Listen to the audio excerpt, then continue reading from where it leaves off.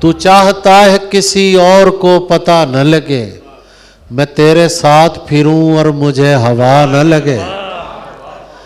تمہارے تک میں بہت دل دکھا کے پہنچا ہوں، دعا کرو کہ مجھے کوئی بد دعا نہ لگے۔ ضروریات جہاں مجھ سے پوچھنے والے، تجھے یہ کیسے بتائیں کہ تو ضروری ہے۔ یہ ہم کو عشق غلط فہمیوں میں ڈال گیا، وگرنہ میں ہوں ضروری نہ تو ضروری ہے۔ کوئی ملتا نہیں یہ بوجھ اٹھانے کے لیے، شام بے چین ہے سورج کو گرانے کے لیے۔ اپنے ہمزاد درختوں میں کھڑا سوچتا ہوں، اپنے ہمزاد درختوں میں کھڑا سوچتا ہوں، میں تو آیا تھا انہیں آگ لگانے کے لیے۔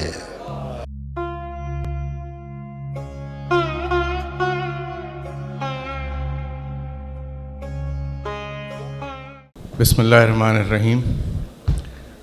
خواتین و حضرات، آپ کی آمد کا بے انتہا شکریہ۔ بڑی خوش نصیبی ہے ہماری آج کے ہمارے ہیوسٹن کے معروف معتبر شعراء کرام یہاں تشریف رکھتے ہیں۔ آج کی تقریب کا آغاز کرتے ہیں۔ اس تقریب کے محرک ہمارے اپنے شہر کے ڈاکٹر آصف قدیر صاحب ہیں، کسی تعارف کے محتاج نہیں ہیں۔ ڈاکٹر صاحب تشریف لائیے۔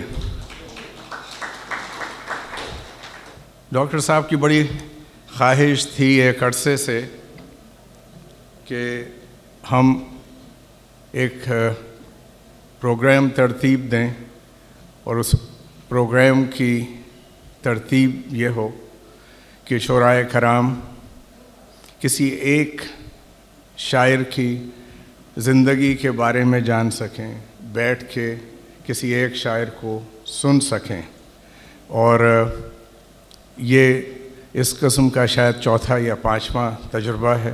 بھرپور تالیوں میں استقبال کیجیے جناب عباس تابش صاحب۔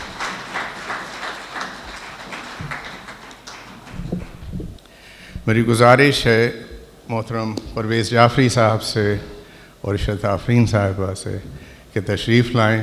ایک بڑا اہم فریضہ ہے جو آج ہم انجام کرنے جا رہے ہیں۔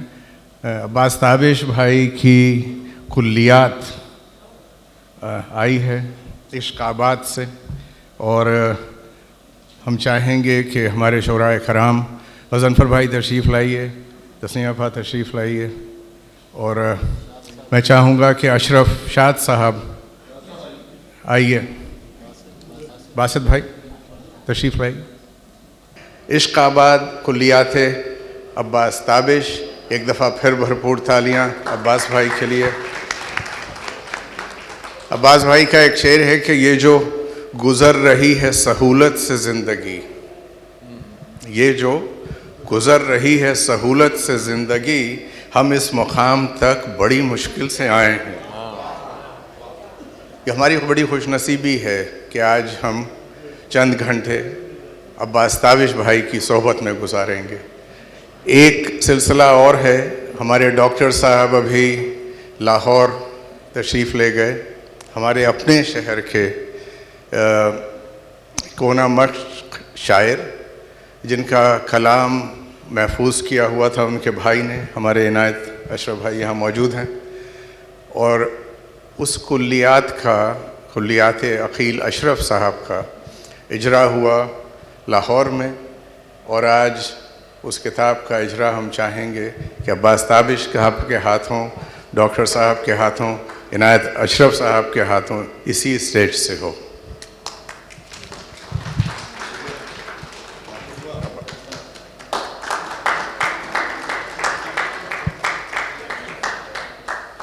یہ بڑا ایک نادر موقع ہے کہ ہمارے شہر میں تھے ایک عرصے، اور کسی تعارف کے محتاج نہیں تھے عقیل اشرف صاحب۔ میں چاہوں گا عنایت بھائی سے السلام علیکم۔ عقیل بھائی کا ایک شعر ہے کہ محبت میں اندھا ہو گیا ہوں، مجھے سب کچھ دکھائی دے رہا ہے. یہ بڑے دکھ کی داستان ہے کہ اتنی ان کی تقریباً 89 ایئرز ایج تھی ان کی، اور میں تقریباً 80 سال کا ہوں. 80 سال میں نے بھائی کے ساتھ یوں کر کے گزارے ہیں. بالکل. تو ایک بڑا ساتھ تھا، دوست بھی تھے، بڑے بھائی بھی تھے، باپ کی جگہ بھی تھے. اور ڈاکٹر صاحب نے جو کچھ کیا ہے یہ بہت ہی اچھا کام ہوا ہے. عباس بھائی نے اس کو بڑے، بلکہ میں اور ڈاکٹر صاحب دونوں ابھی لاہور میں تھے اور وہاں بڑا خاص مجمع میں یہ سب ان کی اجرا ہوا تھا. ایک بات آپ سب سے ہے، ایک گزارش ہے، لگیں گا 1 منٹ لگے گا. کل عقیل بھائی کی سالگرہ تھی. We want to sing happy birthday to him. Happy birthday to you, happy birthday to you, happy birthday dear Aqeel بھائی، ہیپی ٹو یو. بہت بہت بہت شکریہ. ایک رونمائی باقی ہے جو کہ ہم نے بچائی ہوئی تھی، لیکن اس سے پہلے تلاوت کرنا چاہیں گی ہوتی ہیں. میرے ساتھ اس وقت پرنسس صفا علی قدیر. یہ میری کوئی بیٹی نہیں تھی لیکن یہ میری گرینڈ ڈاٹر ہے، اور یہ آپ کو قرآن کی کوئی آیت پڑھ کے سنائیں گی. پرنسس صفا علی قدیر. اعوذ باللہ من الشیطان الرجیم.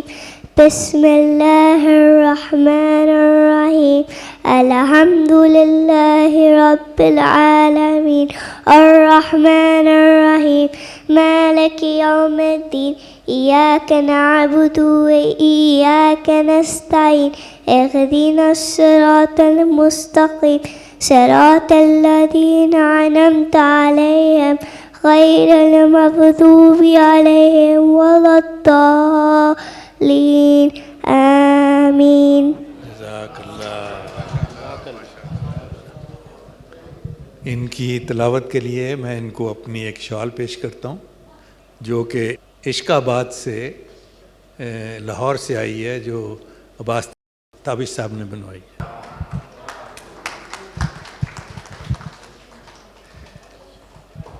ماشاء اللہ ماشاء اللہ. بیاض سخن ڈاکٹر آصف ریاض قدیر. اس کی رونمائی آپ ڈاکٹر صاحب کے ساتھ جو ہے مل کے.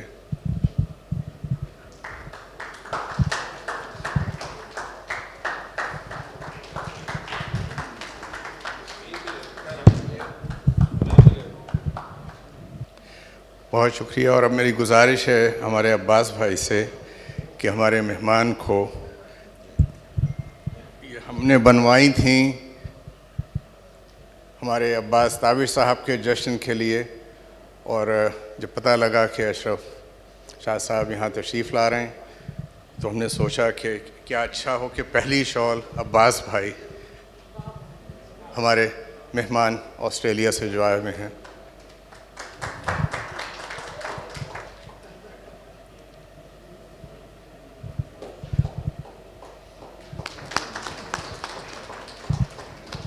ڈاکٹر آصف قدیر سے گزارش ہے کہ ہمارے آج کے صاحب جشن کو آج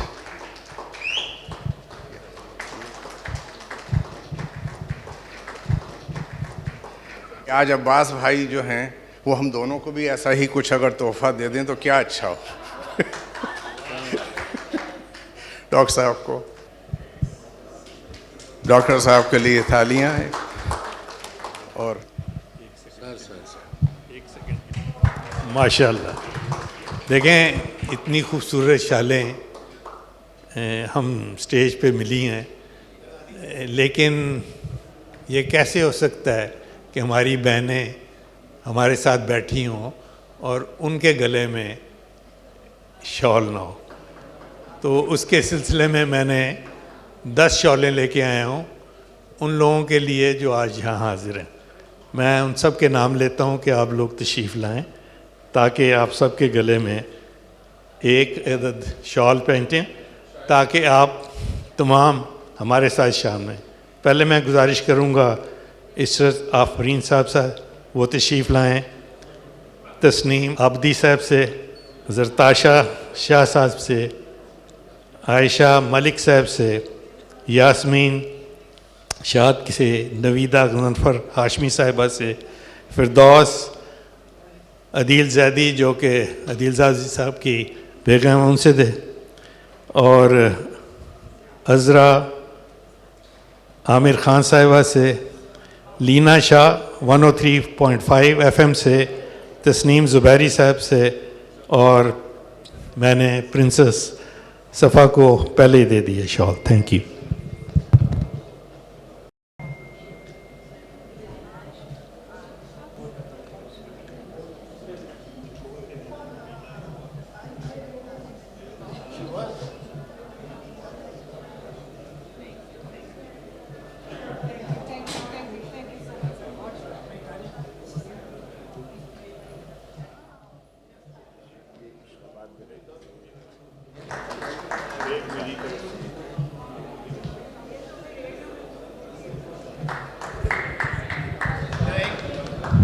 پروگرام کا آغاز کرتے ہیں۔ عباس بھائی، پہلے تو آپ کا شکریہ کہ آپ تشریف لائے، اور ایک لمبے سفر کے بعد 2 دن آپ نے جس طرح گزارے، آرام کیا، اور اچھی خبر یہ ہے کہ صحت یاب ہیں آج ڈاکٹر صاحب، تر و تازہ۔ ایک بچہ جو ہے میلسی ملتان کے قرب و جوار میں، وہاں اس کو کچھ آوازیں آتی ہیں، وہ ان آوازوں کے تعاقب میں نکل جاتا ہے۔ ہم چاہیں گے کہ تھوڑا سا آگے بڑھائیے سلسلے کو اور بتائیے کہ وہ کیسی آوازیں تھیں جنہوں نے آپ کو شعر کی طرف راغب کیا۔ سب سے پہلے تو میں شکر گزار ہوں ڈاکٹر آصف ریاض قدیر صاحب کا، عدیل زیدی صاحب کا، جن کی محبت مجھے یہاں کھینچ لائی۔ عدیل بھائی، ایسا ہے کہ 1975 کی بات ہے، میں 9th کلاس میں پڑھتا تھا، تو ایک شام میں گھر میں بیٹھا کچھ پڑھ رہا ہوں، اپنا ہوم ورک کر رہا ہوں، تو مجھے کچھ آوازیں محسوس ہوئیں۔ ہمارا شہر ایک مضافاتی شہر ہے، ملتان کے نواح میں، میلسی جسے کہتے ہیں۔ تو مجھے لگا کہ یہ آوازیں جو ہیں یہ کچھ ڈیفرنٹ ہیں۔ ہمارے شہر میں یا تو اذانوں کی آواز ہوتی ہے، یا کوئی محفل میلاد ہو رہی ہے، یا کوئی مولانا کسی مسجد میں گرج رہے ہوتے تھے، تو اس طرح کی آوازیں ہمیں محسوس ہوتی تھیں، لیکن یہ آوازیں کچھ ڈیفرنٹ تھیں۔ تو میں ان آوازوں کے تعاقب میں نکل پڑا۔ ہمارے گھر سے تھوڑے سے فاصلے پر بلدیہ کا ایک باغ ہے، اور اس کے لان میں دیکھا کہ 150 لوگ بیٹھے ہیں۔ ایک صاحب کچھ پڑھ رہے ہیں، اور جب وہ پڑھتے ہیں تو وہ مجمع جو ہے وہ واہ واہ کرتا ہے۔ وہ اچھا زمانہ تھا، اس میں شعر پر کلیپ نہیں ہوتی تھی، واہ واہ کا سلسلہ تھا۔ تو مجھے اس وقت تک نہیں معلوم تھا کہ یہ جو صاحب کھڑے ہیں انہیں شاعر کہا جاتا ہے، اور جو لوگ واہ واہ کر رہے ہیں یہ داد ہے، اور اس محفل کو مشاعرہ کہتے ہیں۔ تو مجھے بہت اچھا لگا، میں سنتا رہا۔ اس وقت پڑھ رہے تھے وہاں کے ہمارے شاعر نذیر اصفر صاحب۔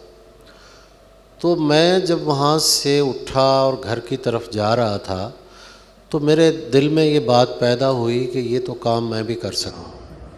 تو یہ نقطۂ آغاز تھا، یہ ایک اللہ کی طرف سے ایک اس طرف میرا جانا، اس طرف مائل ہونا، اور بس وہاں سے سفر شروع ہوا، اور وہ ایسا سفر ہے کہ الحمدللہ جاری و ساری۔ اسکول میں بیت بازی کا سلسلہ تھا، اور آپ کے والد سے آپ کی بات چیت ہوئی، انہوں نے بانگے درا آپ جی، یہ 5ویں جماعت کا واقعہ ہے کہ اس زمانے میں بچوں کو شعر یاد کروائے جاتے تھے. بیت بازی ہوتی تھی ہمارے اسکول میں، تو مجھے بھی کہا گیا کہ کچھ شعر یاد کرو. تو میں گھر آیا تو مجھے نہیں معلوم تھا کہ شعر کیا ہوتا ہے، جیسے میں پہلے بھی عرض کر چکا ہوں. تو میرے والد میرے لیے ایک بانگ درا لے کے آئے. جو پہلی کتاب میں نے زندگی میں پڑھی وہ بانگ درا تھی. تو اس سے کچھ شعر یاد کیے میں نے، اور بیت بازی کے مقابلوں میں شریک ہوا.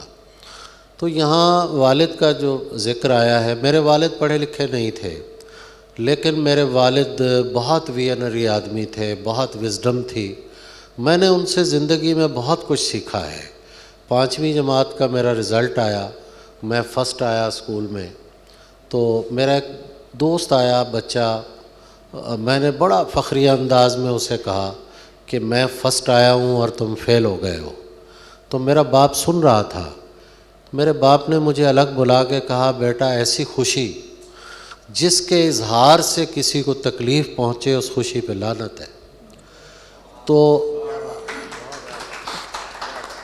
سچی بات ہے کہ میرے باپ نے میری اس دن ایکسائٹمنٹ پوری زندگی کے لیے ختم کر دی. میں اللہ کا شکر گزار ہوتا ہوں. میں ایکسائٹمنٹ یقیناً ہوتی ہے، خوشی ہوتی ہے، لیکن اس کا اظہار جو ہے وہ میرے لیے بہت مشکل ہے.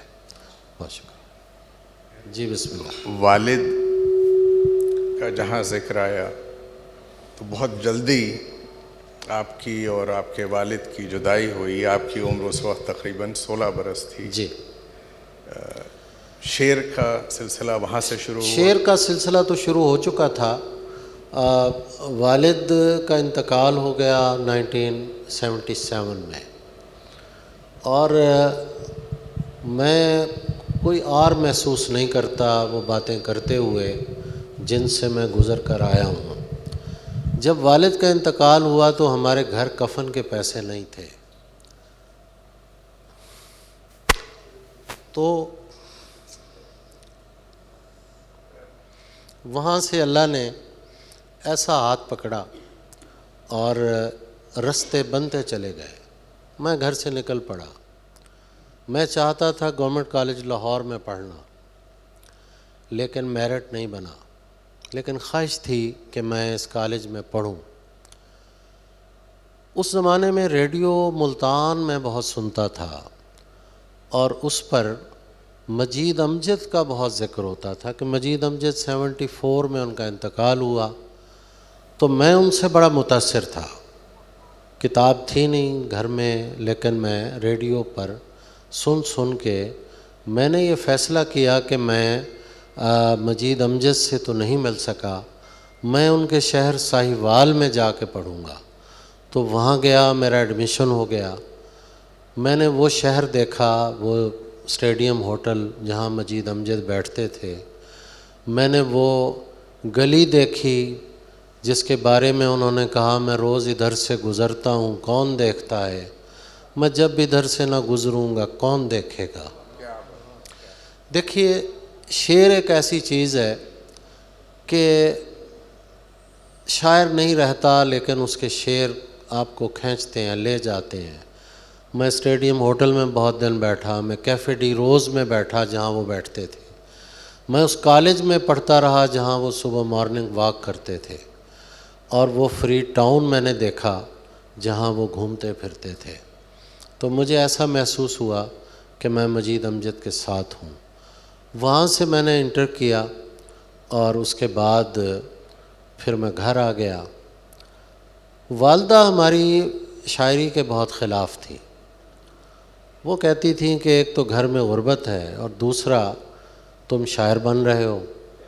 کو شاعروں کا جو تصور ہمارے ہاں تھا اور اب تک بھی ہے کہ شاعر ایک نکما آدمی ہوتا ہے جو کام نہیں کرتا کوئی. اور اکثر لطیفے بھی بنے ہوئے ہیں. کسی شاعر سے پوچھا کسی نے کہ آپ کیا کرتے ہیں؟ وہ کہتے ہیں شاعری کرتا ہوں. کہتا اور کیا کرتے ہیں؟ کہتا اور بھی شاعری کرتا ہوں. تیسری بار پوچھا تو اس نے کہا بھائی میں شاعری کرتا ہوں، کتنی بار بتاؤں آپ کو. تو والدہ سے میری محبت میری شاعری میں بھی موجود ہے، اور میں کیا بتاؤں کہ ہر بچے کو اپنی ماں سے اور ماں کو بچے سے محبت ہوتی ہے۔ رات کو جب سوئے ہوئے میں دیکھتا تھا کہ اب والدہ سوئی ہوئی ہیں صحن میں نے کاغذ قلم رکھا ہوتا تھا اور چاند کی روشنی میں اٹھ کے ادھر میں نے پہلا لفظ لکھا اور ادھر والدہ جاگ گئی۔ وہ ڈانٹتی تھیں کہ تمہیں کتنی بار منع کیا ہے کہ تم یہ کام نہ کرو۔ پھر میرے استاد جن کا میں نے ذکر کیا وہ ان کے گھر گئیں، ان کی بیگم سے کہا کہ تمہارا میاں تو نکما آدمی ہے، اس کو کیوں نکما بنا رہا ہے اور شاعری کیوں اس کو سکھا رہا ہے۔ خیر وہ آ گئیں واپس۔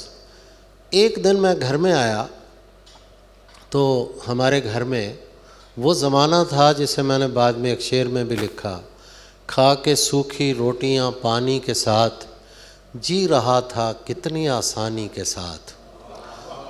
تو جب میں گھر آیا تو ہمارے گھر میں جس میں کبھی چٹنی سے ہم روٹی کھا رہے ہیں، کبھی دال ہے، کبھی کچھ ہے، بہرحال الحمدللہ تو گوشت پکا ہوا تھا، اور والدہ نے مجھے پوچھا کہ بیٹا یہ جو شاعری ہوتی ہے اس سے کچھ پیسے بھی ملتے ہیں؟ میں نے کہا بھائی یہ تو کوئی بریک تھرو ہونے جا رہا ہے۔ میں نے کہا ماں صرف پیسے؟ لوگوں نے تو شاعری سے کوٹھیاں، کاریں اور پتہ نہیں کیا کیا بنا لیا۔ کہتے اچھا بیٹا اگر ایسا ہے نا تو پھر میں تمہیں اجازت دیتی ہوں۔ پھر بھی مجھے سمجھ نہیں آئی کہ اجازت اچانک کیوں دے رہی ہیں وہ مجھے۔ تو پھر انہوں نے بتایا کہ تم نے پچھلے دنوں مجھے بتایا تھا کہ ماہ 9 میں کشور ناہید نے تمہاری غزل چھاپی ہے، تو جس پہ ماں نے ظاہر مجھے ڈانٹا تھا کہ یہ پھر تو لے کے آ گیا رسالہ، اس کو کھائیں کیا کریں۔ تو کہنے لگیں کہ اس رسالے سے 29 روپے کا منی آرڈر آیا تھا آج، تو اس سے ہم نے گھر میں یہ کھانا بنایا ہے۔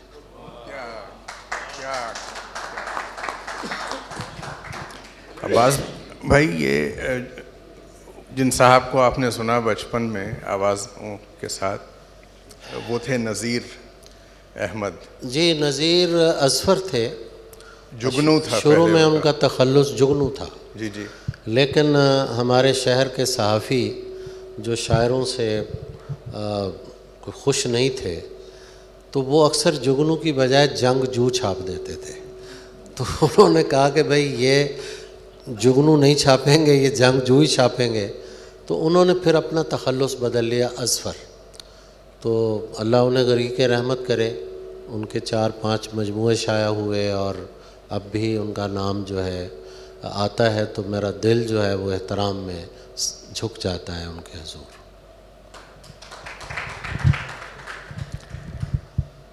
گریجویشن کے بعد جنگ میں آپ نے پروف ریڈنگ کی؟ جی، میں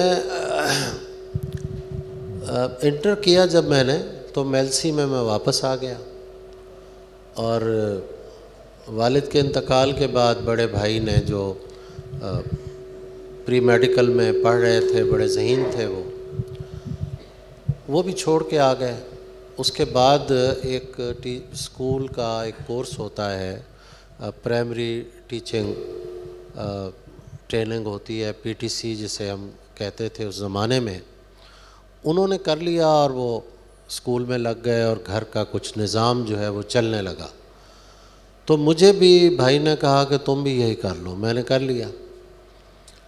میں بھی اسکول ٹیچر لگ گیا، اس زمانے میں نوکری آسانی سے مل جاتی تھی۔ تو صبح میں گھر سے نکلتا تھا 8 بجے، اور اسکول پہنچنے کا وقت 8 بجے ہوتا تھا، اور میری پوسٹنگ تھی شہر سے کوئی تقریباً آدھا پونا گھنٹہ یا گھنٹہ سائیکل چلا کے میں جاتا تھا اور پہنچتا تھا۔ تو میں عموماً گھنٹہ ڈیڑھ لیٹ پہنچتا تھا۔ ایک دن گیا تو اسکول انسپیکٹر بیٹھے ہوئے مجھے کہنے لگے گھڑی دیکھیے، میں نے کہا جی دیکھیے۔ تو 8 بجے کا ٹائم ہے اور تم یہاں 9 ساڑھے 9 بجے پہنچے ہو۔ میں نے کہا سر میں 8 بجے سائیکل پہ بیٹھ جاتا ہوں اور میری ڈیوٹی شروع ہو جاتی ہے۔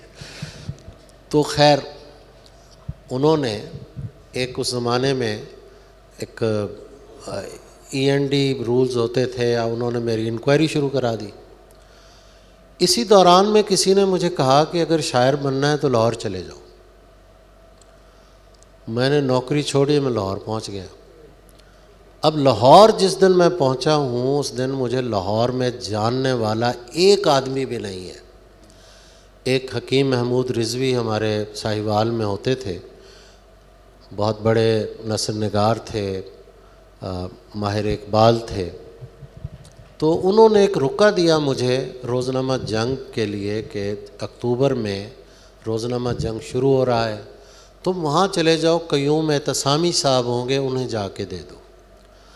تو میں پہنچ گیا وہاں انہیں میں نے رکا دیا، تو انہوں نے کہا کہ کیا پڑھے ہوئے ہو؟ میں نے کہا جی انٹر کیا ہوا ہے۔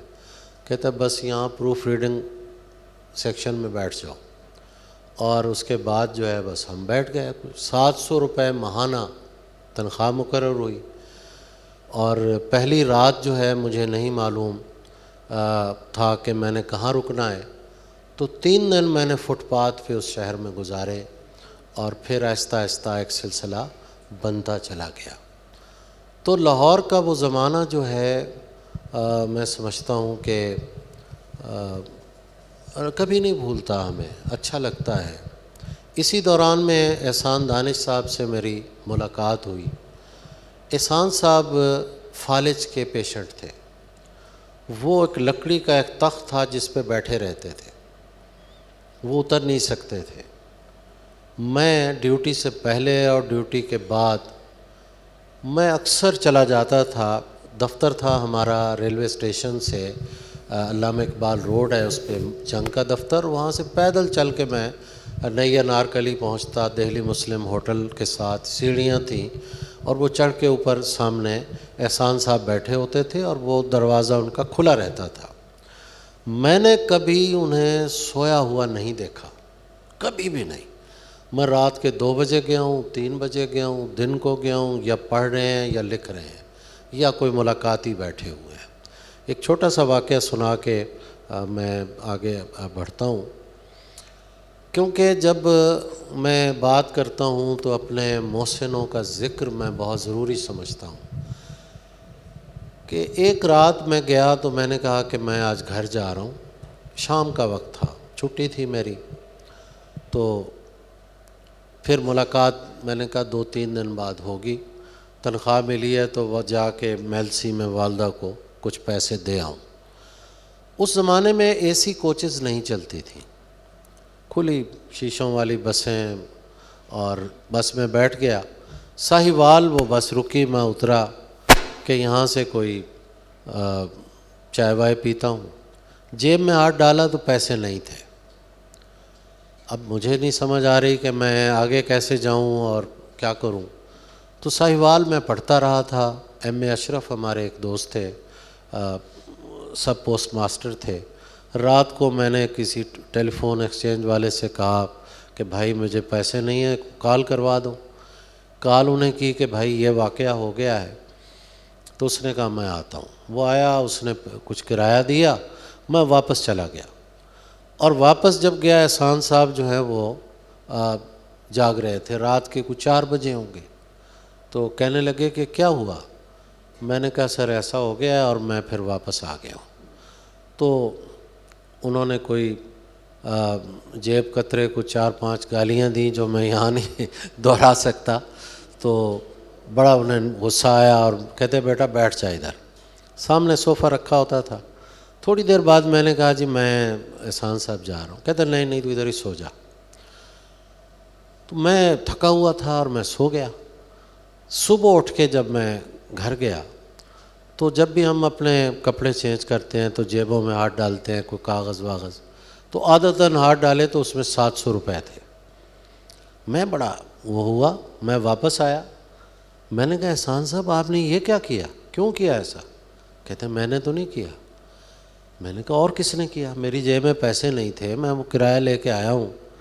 کہتا بھائی میں تو اس تخت سے اتر ہی نہیں سکتا، تو میں نے تو نہیں ڈالے پیسے۔ مجھے آج بھی یقین ہے کہ انہوں نے اس حالت میں اتر کے میری جیب میں پیسے ڈالے تھے۔ احسان صاحب کا ایک اور چھوٹا سا واقعہ اسی سیکوینس میں مجھے یاد آ گیا۔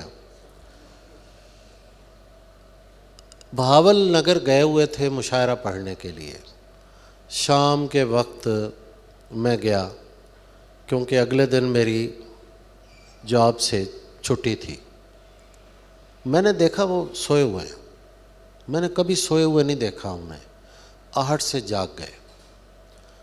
اس کے بعد وہ باتیں کرتے رہے. میں نے کہا احسان صاحب کل مشاعرہ ہے الحمرہ میں، 22 مارچ کا دن تھا اور وہ 23 مارچ کے حوالے سے مشاعرہ تھا، تو میں آپ کے ساتھ جا کے سننا چاہتا ہوں. تو مجھے کہنے لگے بیٹا اگر سننا ہے تو پھر 4 بجے آ جانا. میں نے کہا احسان صاحب مشاعرہ 8 بجے، میں 4 بجے کیا کروں گا؟ کہتا بھائی میرے ساتھ چلنا ہے تو 4 بجے آنا. میں نے کہا ٹھیک ہے سر، میں 4 بجے آ جاؤں گا. میں چلا گیا رات کو گھر اپنے. صبح میری چھٹی تھی. یہ موبائل اس زمانے میں ہوتے نہیں تھے، نہ ریڈیو نہ اخبار، کچھ نہیں میں نے وہ پڑھا. تو اس طرح تیار ہوا کہ راج گڑھ ایک جگہ ہے، وہ بھی انارکلی کے قریب ہے، 15-20 منٹ میں پہنچ جاتے ہیں احسان دانش صاحب کے پاس. تو میں نے ٹائم کا وہ خیال رکھا. جب میں وہاں پہنچا تو ایک کارڈ لگا ہوا تھا، اس پر لکھا تھا کہ احسان دانش کا جنازہ 4 بجے اٹھایا جائے گا. ہم آتے ہیں احمد ندیم قاسمی صاحب کی طرف. فنون میں آپ نے لکھنا شروع کیا. ایک ملاقات آپ کی ہوتی ہے خالد احمد صاحب سے. جی. اس سے پہلے ایک صاحب آپ کو منع بھی کرتے ہیں کہ مت ملیے گا. میں وہیں تھا روزنامہ جنگ میں بیٹھا ہوا تھا تو ایک صاحب آئے، اللہ انہیں صحت دے، آج کل بیمار ہیں، ان کے لیے بہت دعائیں ہیں. تو انہوں نے مجھے کہا کہ تم نئے شہر میں آئے ہو تو خالد احمد سے نہیں ملنا، وہ گمراہ کرتا ہے نئے لڑکوں کو. اچھا زندگی میں مجھے اب تو خیر ایسی وہ نہیں رہی صورت، پہلے مجھے جس کام سے بھی منع کیا گیا وہ میں نے ضرور کیا زندگی میں. تو میں نے سوچا کہ یار یہ جو بندہ روک رہا ہے تو جا کے دیکھیں تو صحیح خالد احمد کیا ہے جس سے روکا جا رہا ہے. اگلے دن میں احمد ندیم قاسمی صاحب کے دفتر کا پتہ پوچھ کے پہنچ گیا. ان کا دفتر تھا ریگل چوک جو ہے اس کے ساتھ کنگ ایڈورڈ میڈیکل کالج کا ہاسٹل ہے. ڈاکٹر صاحب تو وہاں پڑھے ہوئے ہیں. اس ہاسٹل کی بیک پہ ایک چڑھائی سی تھی اور وہاں ان کا دفتر تھا احمد ندیم قاسمی صاحب کا. جس لمحے میں اس دفتر میں داخل ہوا اسی لمحے وہی صاحب جو مجھے منع کرنے والے تھے وہ خالد احمد کے گھٹنے دبا رہے تھے. تو بہرحال اس طرح کے حادثے جو ہیں زندگی میں میں سمجھتا ہوں کہ ان سے مجھے رستہ ہی ملا ہے. اور پھر 24 برس ہم قاسمی صاحب کے دفتر میں جاتے رہے اور اسی دفتر میں ہی میری عشرت آفرین سے پہلی ملاقات ہوئی تھی. یہ وہاں تشریف لائیں اور مجھے یاد ہے کہ قاسمی صاحب نے انہیں کتنا پروٹوکول دیا تھا. ان کا مجموعہ چھپ چکا تھا کنج پیلے پھولوں کا اور وہ مجموعہ لے کر آئی تھیں. اور ان کے بعد بھی قاسمی صاحب جو ہیں میں سمجھتا ہوں کہ بڑے اعلیٰ سطح پہ اور اچھے الفاظ سے عشرت آفرین کا ذکر کرتے تھے. عشرت آپا کے لیے تالیاں ہونی چاہیے. جن خالد احمد صاحب کا ذکر انہوں نے کیا وہ خدیجہ مستور اور حاجرہ مستور صاحبہ دونوں کے بھائی تھے اور ایک عرصے ان کے ساتھ رہے. عباس بھائی تھوڑا ہم نکل گئے گھر سے بہت جلدی میلسی سے، تو کچھ بھائیوں کے بہنوں کے نام بھی بتاتے چلیں اور بچوں کے نام بھی بتاتے چلیں پھر آگے بڑھتے ہیں. میرے بڑے بھائی مشتاق احمد، انہوں نے ساری زندگی ٹیچنگ کی. ان کے 4 بچے ہیں. ڈاکٹر ہے ایک بچہ، ایک جو ہے چھوٹا عمیر مشتاق، وہ ماشاءاللہ اس وقت یوتھ کا بڑا مقبول شاعر ہے وہاں. اس نے اس میں فوڈ ٹیکنالوجی میں ایم فل کیا ہے. پھر 2 بہنیں ہیں میری، زبیدہ، کوثر، اور میری ایک بیٹی ہے 16 سال کی ہے اور وہ کالج میں پڑھ رہی ہے، بلکہ پچھلے دنوں ایش بھائی آئے تو یہ ہمارے گھر نہیں آئے، تو بیٹی نے بڑا ایک گلہ کیا کہ ایش انکل آئے تھے، مجھے ملے کیوں نہیں آ کے. تو پھر انہوں نے اسے منانے کے لیے کال کی اور بتایا کہ بیٹا میں پھر آ رہا ہوں، میں ملوں گا آپ کو. تو بس یہ فیملی ہماری مختصر سی. اور میں ظاہر ہے کہ 81 سے لاہور میں ہوں، اور کئی بار سوچا کہ ریٹائرمنٹ کے بعد میں چلا جاؤں ملتان میں یا میلسی میں، تو اللہ نے ایک اور انتظام کر دیا کہ جہاں احمد ندیم قاسمی صاحب ہوتے تھے جس مسند پہ مجلس ترقی ادب کی، تو آج کل میں وہاں اس جگہ پہ ڈائریکٹر ہوں. یہ دیکھیے سفر کہاں سے شروع ہوتا ہے. مجلس ترقی ادب لاہور میں ہم گئے، وہاں دسمبر میں. عباس بھائی اسی دفتر میں اسی کرسی پہ بیٹھتے ہیں، وہاں احمد ندیم قاسمی صاحب کی تصویر لگی ہوئی ہے، پہلے وہی تھے وہاں پہ. تو ایک پورا سفر ہے ان کا. وہیں پہ اوپر ایک عجائب گھر بنایا ہوا ہے، اس میں واقعی عجائبات ہیں، اور شعراء کرام کی کرسیاں، ان کے قلم، ان کے کاغذات. تھوڑا سا اس کے بارے میں 1-2 منٹ اگر آپ بتائیں. مجلس ترقی ادب ایک 75 سال پرانا ایک ادارہ ہے، اور اس کا کام ہے کلاسیکی ادب چھاپنا، اس کی پروموشن، اس پر جو کام ہوا ہے وہ چھاپنا. تو اس کے ساتھ ساتھ ہم نے وہاں ایک ادبی عجائب گھر بنایا ہوا ہے. تو اس میں مرحوم اہل قلم کی چیزیں جو ان کے ورثاء سے ہم لیتے ہیں، تو وہاں ہم رکھتے ہیں ایک پورا ڈسکرپشن کے ساتھ. اس میں منٹو کی چیزیں بھی ہیں، اس میں تلوک چند محروم کی بندوق تک موجود ہے وہاں. میں نے کئی بار سوچا کہ کسی شاعر کی بندوق یا خنجر وغیرہ نہیں رکھنے چاہیے، لیکن ہمیں میسر ہی وہی آئی تو ہم کیا کریں. تو اسی طرح منیر نیازی، اشفاق احمد، بانو قدسیہ، محسن احسان، خالد احمد، حمایت علی شاعر، احمد ندیم قاسمی کی بہت سی چیزیں ہیں. ابھی فیض فیملی نے ہمیں کہا ہے کہ وہ کچھ چیزیں ہمیں دیں گے، تو آپ سے بھی درخواست ہے، آپ کے بڑوں میں کوئی بڑے ادیب شاعر گزرے ہوں، ان کی ہینڈ ریٹن کوئی چیزیں ہوں تو وہاں محفوظ ہو جائیں گی. جیسے ابھی عقیل اشرف صاحب کی کلیات چھاپنے کا ہمیں موقع ملا، تو ان کی ڈائریاں، ان کی چیزیں جو ہیں وہ ہم نے وہاں پریزرو کر دی ہیں، اور وہ انشاءاللہ ہم نہیں ہوں گے، لوگ آ کے دیکھیں گے کہ یہ عقیل اشرف کے ہاتھ کی چیز ہے، یہ قاسمی صاحب کی کرسی ہے جس پہ وہ بیٹھتے تھے. تو یہ ایک یادگار جو ہے وہ بن جاتی ہے. ایک اور یادگار کا ذکر کر کے آگے بڑھتے ہیں. اسی دفتر کے سامنے چائے خانہ ہے، اور چائے خانے میں بڑی محافل ہوتی ہیں اور بڑی زبردست سلسلے رہتے ہیں. سخت سردی تھی. جان ایلیا کی کتاب کیوں کی رونمائی بڑی شان و شوکت سے ہمارے عباس بھائی نے وہاں کی، اور اس چائے خانے کے سلسلے میں اب جو نئی تعمیری پلان ہے اس چائے خانے کا، اس کے بارے میں 1 منٹ بتائیے کہ وہاں پہ کیا ہو رہا ہے. جی بہت شکریہ عدیل بھائی.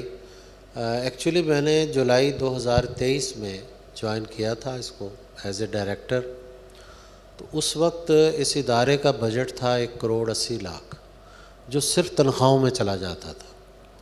میں نے کوشش کر کے اگلے سال اس کو 4 کروڑ کروایا. پھر اس سال جو ہے وہ بجٹ جو ہے وہ 6 کروڑ ہو گیا ہے.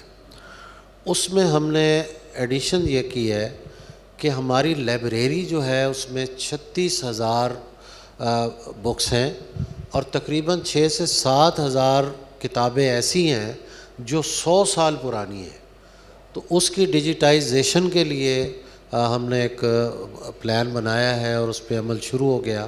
اور چائے خانہ جو ہے اس کی ایک سکیم گورنمنٹ سے میں نے منظور کروائی ہے. 100 سیٹوں کا آڈیٹوریم، 50 سیٹوں کا کیفیٹیریا، اور اس کے ساتھ جو ہے ایک پوڈ کاسٹ اسٹوڈیو. یہ کام اس پہ شروع ہو گیا ہے. انشاءاللہ جب بھی آپ آئیں گے 1 سال کے اندر یہ مکمل ہو جائے گا آپ ضرور وزٹ کریں. پھر ایک چیز اور میں نے کی ہے، بلکہ 2 چیزیں ہیں، وہ بھی میں جو ذکر آیا تو میں بتا دوں.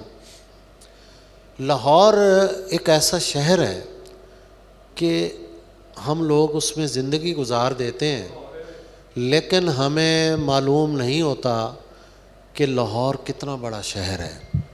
میں نے کنہیا لال کپور کی کتاب پڑھی لاہور پر، تو اس میں ایک جملہ پڑھ کے میں ڈاکٹر صاحب بڑی دیر میں میرے اندر ایک ایسی فیل آئی جو میں ضرور شیئر کرنا چاہتا ہوں کہ مجھے اس شہر میں رہتے ہوئے 44 برس ہو چکے تھے، اور مجھے نہیں معلوم تھا کہ یہ کون سا شہر ہے جس میں رہتا ہوں. کنہیا لال کپور کے بارے میں لکھا ہوا تھا کہ وہ رات کے وقت لاہور کی طرف پاؤں کر کے نہیں سوتا تھا. یہ احترام ہے اس کے دل میں لاہور کا کہ لاہور کتنا بڑا شہر ہے. پھر کرشن چندر کو دیکھ لیں، وہ موہنی روڈ پہ رہتے تھے اور روز جا کے داتا صاحب سے ہو کے کہ داتا کو جا کے سلام کرنا اور کہنا کہ داتا آپ کا ایک غیر مسلم عقیدت مند سلام کر کے اپنے کام پر جا رہا ہے. اور جب لاہور پر بمباری ہوئی 65 میں، تو سب سے زیادہ خون کے آنسو جس نے روئے وہ کرشن چندر تھا. لاہور ایشیا کا کلچرل ہب تھا اور ہے، جیسے پیرس یورپ کا کلچرل ہب ہے. تو لاہور جو ہے اب اس پر کام بہت سارا ہو رہا ہے. ہم نے مجلس ترقی ادب کے پلیٹ فارم سے ایک 20 والیوم پہ لاہور نمبر کا اعلان کیا ہے، جس میں ہر والیوم کا الگ میں نے گیسٹ ایڈیٹر لیا ہے. 3 والیوم ہسٹری ہوگی لاہور کی، ایک بریف ہوگا اس کا 3 والیوم میں، لاہور کی مصوری، لاہور کا میوزک، لاہور کا طرز تعمیر، والڈ سٹی اس کی رینوویشن ہو چکی ہے، کبھی جائیں تو اسے ضرور دیکھیں. اسی طرح لاہور کا ادب اور لاہور کی بڑی شخصیات. ایک واقعہ جو ہے بتاتے چلیں آپ سب کو، جو کہ عباس بھائی نے یہ بالکل قریب سے نکل گئے اس کے، چائے خانے کے امپروومنٹ کا اور آڈیٹوریم بننے کا سلسلہ جو ہے، اس کا ایک چھوٹا سا محرک شاید ہمارے ذہن میں ایک خاکہ ہے اس کا. اس رونمائی میں ایک رونمائی اور ہوئی، وہ ہماری تسنیم آپا کی کلیات کی رونمائی تھی، یہ وہاں موجود تھیں. اور اس دن اگر یہ اپنی شال ہمیں نہ دیتیں تو شاید نمونیا ہو گیا ہوتا. اس کی صدارت فرما رہے تھے ہمارے خالد شریف صاحب، اور ہم اور تسنیم آپا وہاں موجود تھے. 1.5 دن ہمارا لاہور میں تھا، اور اس قدر سردی، اور دوپہر میں ہمیں صفدر حسین صاحب نے پورا شہر دکھایا. واپس جب ہم پہنچے تو اس وقت موسم بڑا اچھا تھا. ہم نے کہا کہ کوٹ کی کیا ضرورت ہے، ہمیں چھوڑا ہوٹل میں. ہم نے کہا کچھ شلوار کرتے میں چلتے ہیں. اور تو اس شال کا پھر ایک دفعہ شکریہ تسنیم آپا سب کے سامنے. لیکن اچھا ہے کہ اگلی دفعہ گئے تو وہاں دیواریں ہوں گی چاروں طرف اور ٹھنڈی ہوائیں نہیں آ رہی ہوں گی. ہم آتے ہیں چولستان، اور یہ سٹوری انہی سے سن کے آپ کو لطف آئے گا کہ دشت کا تذکرہ ہے، پرندوں کا سلسلہ ہے. ہنس ہم ہیں، سوکھے ہوئے تالاب پہ بیٹھے ہوئے ہنس جو تعلق کو نبھاتے ہوئے مر جاتے ہیں. تو یہ شعر نہ جانے کتنی دفعہ سنا، ان سے ملاقات سے پہلے سنا، ملاقات کے بعد سنا. لیکن کیا اچھا ہو کہ ان کی زبانی آپ دیکھیے کہ یہ ایک پروسیس جو ہے جہاں یہ رہتے ہیں، یہ کون سے پرندے ہیں اور ان کے ساتھ کیا ہوتا ہے اور ان کے ڈی این اے میں کیا ہے. یہ پہلی دفعہ اس کا علم ہوا گفتگو کے بعد. شکریہ عادل بھائی. یہ دشت کی نئی ڈیفینیشن ہے جو کہ ہم نے ڈسکور کی ہے. جی. چولستان جو ہے وہ ایک ڈیزرٹ ہے، آپ کو سب کو معلوم ہے، اور میرے گھر سے کوئی تقریباً وہ 70 کلومیٹر کے فاصلے پہ ہے، یعنی ہمارا ہمسایہ ہے. تو چولستان میری ظاہر دلچسپی کا موضوع ہے، ہمارے جسم میں 65% سے زیادہ پانی ہے، باقی دوسری چیزیں ہیں، مٹی ہے. پانی کو پانی کھینچتا ہے، اور اسی طرح ہماری جو روح ہے اس کے بحران جو ہے وہ ہمیں صحرا کی طرف لے جاتا ہے، اور اسے وہاں جا کے ایک عجیب سناٹا سننے کا موقع ملتا ہے، اور بہت کچھ ہمیں بسر کرنے کو وہاں ملتا ہے. تو میں چولستان میں بچپن سے ہی جاتا رہا ہوں. خواجہ فرید کی کافیاں، اس میں روحی کا ذکر، اور وہ ہمارے یوں سمجھیں کہ گھٹی میں ہمیں ملا ہے اور ہم سنتے آئے ہیں. میں پڑھ رہا تھا کہ چولستان میں ایک زمانے میں دریائے ہاکڑا بہتا تھا، اور پھر صدیوں گزرنے کے بعد وہ دریا ڈیزرٹ بن گیا. جیسا کہ ابھی ستلج ہے، اس کو صحرا بنتے ہوئے ہم دیکھ رہے ہیں. اگر اس بار پانی نہ چھوڑا جاتا تو شاید یہ سفر ذرا تیزی سے طے ہوتا صحرا بننے کا. تو دریائے ہاکڑا صرف کتابوں میں رہ گیا. نہیں، ایسا نہیں ہے. میں نے اس پہ پوری ریسرچ کی. اس کے کنارے جو آباد پرندے تھے وہ وہاں سے مائیگریٹ کر گئے، وہ رشین سٹیٹس میں کہیں چلے گئے. ان کی پتہ نہیں کتنی نسلیں گزر چکی ہوں گی، اگر ہزاروں نہیں تو سینکڑوں ضرور ہوں گی، بلکہ اس سے بھی زیادہ ہوں گی.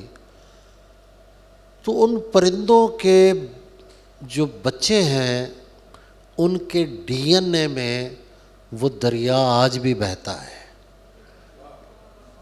جب وہاں حالات خراب ہوتے ہیں موسم کے تو وہ پرندے لاکھوں کی تعداد میں وہاں سے اڑتے ہیں، اور اپنے ناسٹیلجیا کے گوگل میپ کے ذریعے وہ اسی ڈیزرٹ میں آتے ہیں، اور وہاں شدید گرمی میں وہ مر جاتے ہیں.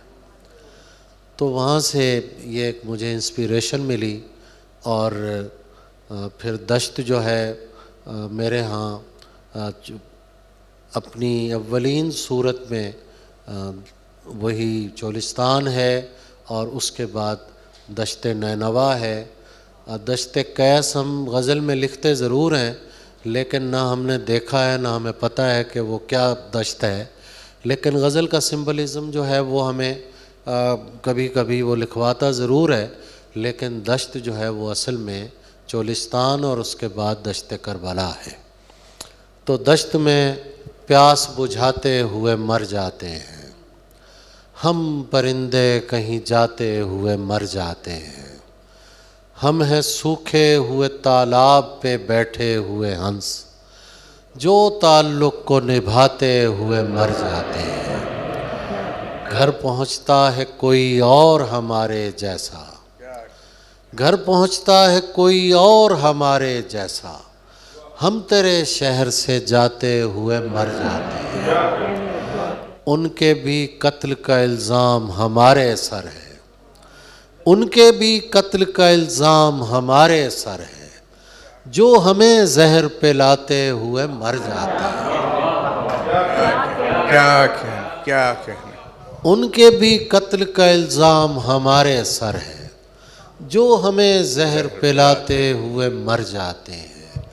یہ محبت کی کہانی نہیں مرتی، لیکن یہ محبت کی کہانی نہیں مرتی، لیکن لوگ کردار نبھاتے ہوئے مر جاتے ہیں. ہم ہیں وہ ٹوٹی ہوئی کشتیوں والے تابش، ہم ہیں وہ ٹوٹی ہوئی کشتیوں والے تابش، جو کناروں کو ملاتے ہوئے مر جاتے ہیں. بہت شکریہ. کیا ایک سوال جو ہے وہ رہتا ہے، لیکن اس سوال پہ بعد میں آئیں گے. میں ڈاکٹر صاحب اس قدر خاموشی سے یہ سارا واقعہ سن رہے تھے، میں چاہوں گا کہ ڈاکٹر صاحب کے ذہن میں جو سوالات اس بزم کے لیے ہیں وہ یہاں ہو جائیں، ورنہ تو کل آپ کی بزم میں تو آنا ہی ہے. بہت بہت شکریہ عدیل زیدی صاحب. پہلے تو میں عدیل صاحب کا بہت شکریہ ادا کرتا ہوں اور مبارکباد دیتا ہوں کہ آج کی محفل کا تمام ذمہ داری اور اہتمام انہوں نے کیا ہے. مجھے ان سے پہلی دفعہ کام کرنے کا اتفاق ہوا ہے اور بڑا انوکھا یہ تجربہ ہوا ہے. انہوں نے یہ ہال خود ہی ارینج کیا ہے, یہ بینر انہوں نے لگوایا, یہاں تک کہ اس کھانے کا مینیو اور اس کا سارا بل انہوں نے میرے آنے سے پہلے ہی دے دیا ہوا. تو آپ میں نے آج تک اس قسم کی پارٹنرشپ زندگی میں نہیں دیکھی ہے.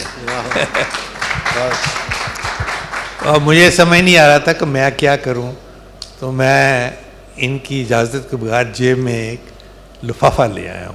میں نے کہا بوقت ضرورت یہ کام ضرور آ جائے گا. میں آپ کے سامنے ہوں اور اس شہر میں 45 سال سے ہوں. بہت سے لوگ سوچتے ہیں کہ میرا اور تابش کا کیا تعلق ہے.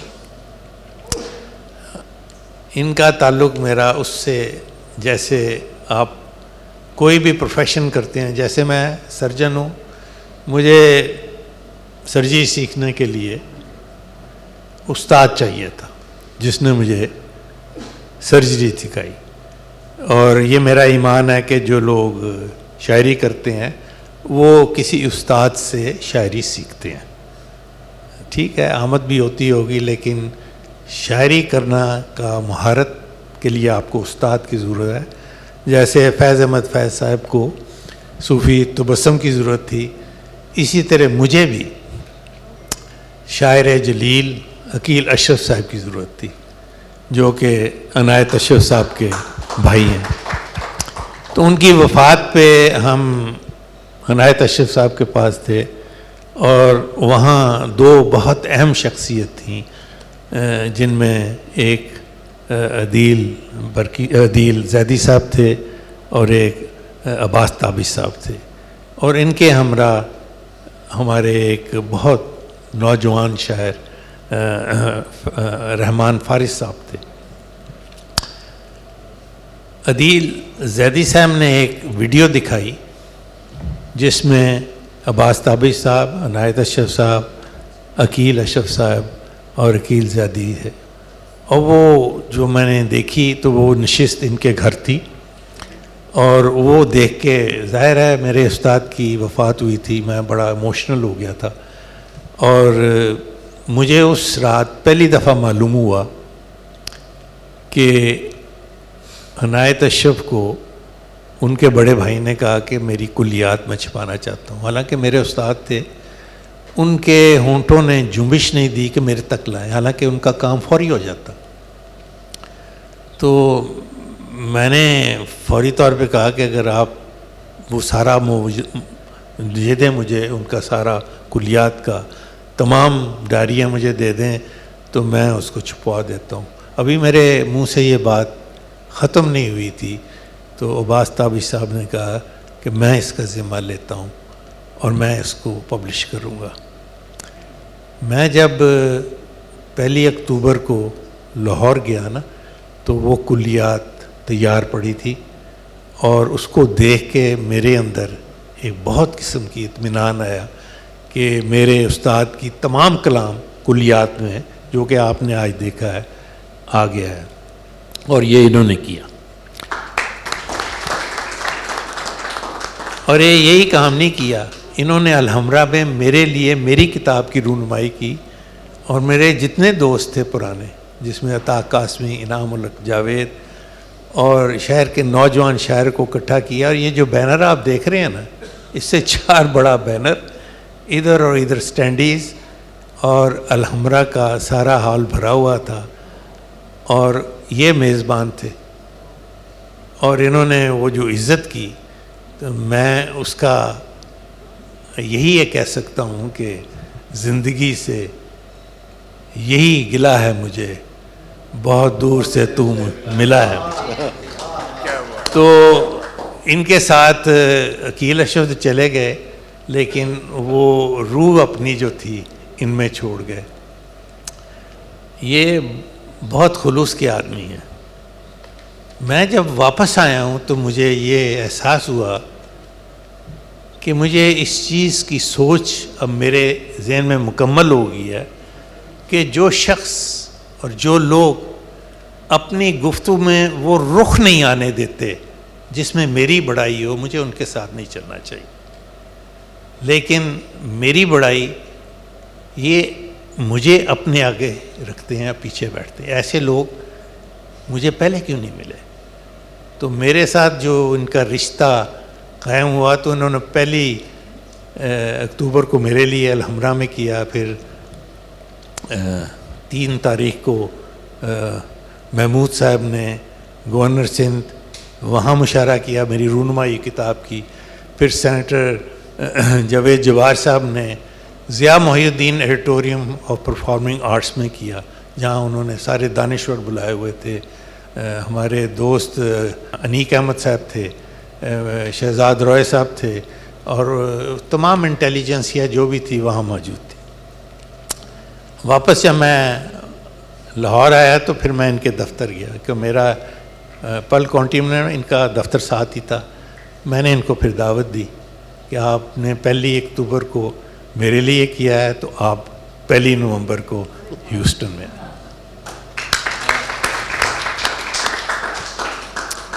ان کو میں نے ایک اور کام کیا تھا کہ اسی دن میں نے ان کو ریاض سخن کا ایوارڈ دیا تھا، اور میں یہ سمجھتا ہوں کہ آج آپ کی محفل میں ان کو لائف ٹائم اچیومنٹ کا ایوارڈ دینا چاہیے.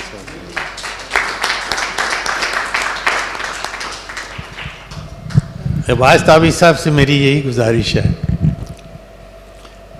کہ یہ سلسلہ ایک ہی طرف نہیں ہونا چاہیے.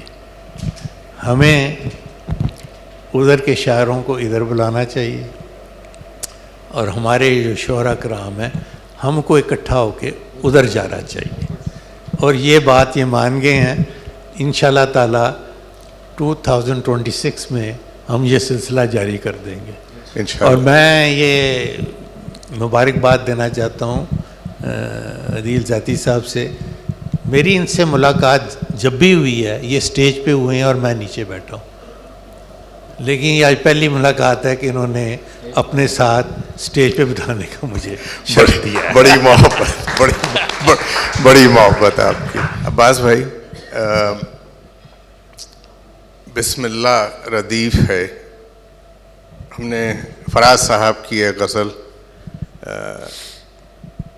قتل عشاق میں اب عذر ہے کیا، بسم اللہ سب گناہ گار ہیں راضی برضا، بسم اللہ. یہ غزل جو ہے اس سے ایک پوری ایک کہانی جڑی ہوئی ہے ہمارے گھر کی. تو کل رات پہلی دفعہ عباس بھائی کی غزل بسم اللہ ردیف ہے. آج آئیے انہی سے سنتے ہیں. حساب بیش و کم کرنے کو ہوں تیار بسم اللہ. حساب بیش و کم کرنے کو ہوں تیار بسم اللہ. توقف کس لیے ہے نگاہ یار بسم اللہ. ہمارے جسم تو ویسے بھی رزق خاک ہونے ہیں، ہمارے جسم تو ویسے بھی رزق خاک ہونے ہیں. اگر گرنے سے اٹھتی ہے کوئی دیوار بسم اللہ. ہمارے جسم تو ویسے بھی رزق خاک ہونے ہیں، اگر گرنے سے اٹھتی ہے کوئی دیوار بسم اللہ. ہماری عمر میں جھوٹی تسلی مار دیتی ہے، ہماری عمر میں جھوٹی تسلی مار دیتی ہے. اگر انکار کرنا ہے تو کر انکار بسم اللہ. ہماری عمر میں جھوٹی تسلی مار دیتی ہے، اگر انکار کرنا ہے تو کر انکار بسم اللہ. تجھے کب منع کرتی ہے میری چھیدوں بھری جھولی، تجھے کب منع کرتی ہے میری چھیدوں بھری جھولی. برس چھاجوں برس رنگے جمال یار بسم اللہ. بہت شکریہ. تیرے گمنام اگر نام کمانے لگ جائیں، شرف و شیوہ تسلیم ٹھکانے لگ جائیں. تیرے گمنام اگر نام کمانے لگ جائیں، شرف و شیوہ تسلیم ٹھکانے لگ جائیں، جس طرح نور سے پیدا ہے جہان اشیاء، جس طرح نور سے پیدا ہے جہان اشیاء، ایک نظر ڈال کے ہم بھی نظر آنے لگ جائیں، جس طرح نور سے پیدا ہے جہان اشیاء، ایک نظر ڈال کے ہم بھی نظر آنے لگ جائیں۔ ڈاکٹر صاحب یہ بھی ممکن ہے کوئی روکنے والا ہی نہ ہو، یہ بھی ممکن ہے کوئی روکنے والا ہی نہ ہو، یہ بھی ممکن ہے یہاں مجھ کو زمانے لگ جائیں، یہ بھی ممکن ہے کوئی روکنے والا ہی نہ ہو، یہ بھی ممکن ہے یہاں مجھ کو زمانے لگ جائیں۔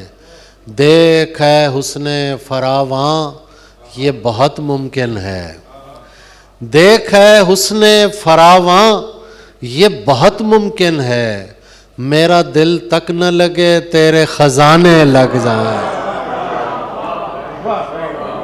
دیکھ ہے حسن فراواں یہ بہت ممکن ہے، میرا دل تک نہ لگے تیرے خزانے لگ جائیں، تو محبت کی غرض لمحہ موجود سے رکھ۔ شعر دیکھیے، تو محبت کی غرض لمحہ موجود سے رکھ، تیرے ذمہ نہ میرے درد پرانے لگ جائیں، تو محبت کی غرض لمحہ موجود سے رکھ، تیرے ذمہ نہ میرے درد پرانے لگ جائیں، یہ محبت نہ کہیں رد عمل بن جائے، ہم تیرے بعد کوئی ظلم نہ ڈھانے لگ جائے، یہ محبت نہ کہیں رد عمل بن جائے، ہم تیرے بعد کوئی ظلم نہ ڈھانے لگ جائیں۔ کار دنیا بھی عجب ہے کہ میرے گھر والے، کار دنیا بھی عجب ہے کہ میرے گھر والے، دن نکلتے ہی میری خیر منانے لگ جائیں، پاس ہی ڈوب رہی ہے کوئی کشتی تابش، پاس ہی ڈوب رہی ہے کوئی کشتی تابش، ہم نہیں بچتے اگر اس کو بچانے لگ جائیں، پاس ہی ڈوب رہی ہے کوئی کشتی تابش، ہم نہیں بچتے اگر اس کو بچانے لگ جائیں۔ دنیا میں جو میں شعر کی تاثیر سے پہنچا، دنیا میں جو میں شعر کی تاثیر سے پہنچا، یہ فیض مجھے سلسلہ میر سے پہنچا، یہ فیض مجھے سلسلہ میر سے پہنچا۔ اور شعر دیکھیے، یہ جائے ملاقات پہ مانوس سی خوشبو، یہ جائے ملاقات پہ مانوس سی خوشبو، افسوس کہ میں آج بھی تاخیر سے پہنچا، یہ جائے ملاقات پہ مانوس سی خوشبو، افسوس کہ میں آج بھی تاخیر سے پہنچا، یہ عشق تو رستے میں مجھے چھوڑ گیا تھا، یہ عشق تو رستے میں مجھے چھوڑ گیا تھا، تجھ تک میں کسی اور ہی تدبیر سے پہنچا، یہ عشق تو رستے میں مجھے چھوڑ گیا تھا، تجھ تک میں کسی اور ہی تدبیر سے پہنچا۔ اور شعر دیکھیے کہ ہم وقت مقرر پہ پہنچ تو گئے لیکن، ہم وقت مقرر پہ پہنچ تو گئے لیکن، تو پاؤں سے میں پاؤں کی زنجیر سے پہنچا، ہم وقت مقرر پہ پہنچ تو گئے لیکن، ہم وقت مقرر پہ پہنچ تو گئے لیکن، تو پاؤں سے میں پاؤں کی زنجیر سے پہنچا۔ بچوں کی طرح وقت بتانے میں لگے ہیں، بچوں کی طرح وقت بتانے میں لگے ہیں، دیوار پہ ہم پھول بنانے میں لگے ہیں۔ بچوں کی طرح وقت بتانے میں لگے ہیں، دیوار پہ ہم پھول بنانے میں لگے ہیں۔ دھونے سے بھی جاتی نہیں اس ہاتھ کی خوشبو، پرویز بھائی، دھونے سے بھی جاتی نہیں اس ہاتھ کی خوشبو، ہم ہاتھ چھڑا کر بھی چھڑانے میں لگے ہیں۔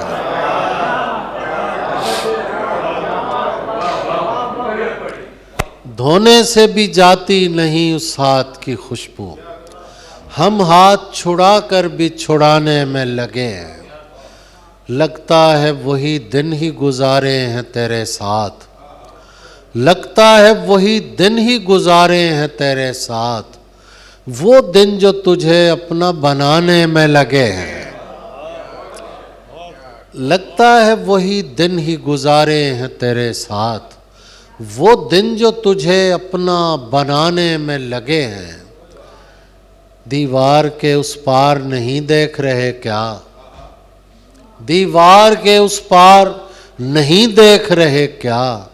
یہ لوگ جو دیوار گرانے میں لگے ہیں۔ دیوار کے اس پار نہیں دیکھ رہے کیا؟ یہ لوگ جو دیوار گرانے میں لگے ہیں۔ افسوس کہ یہ شہر جنہیں پال رہا ہے، افسوس کہ یہ شہر جنہیں پال رہا ہے، دیمک کی طرح شہر کو کھانے میں لگے ہیں۔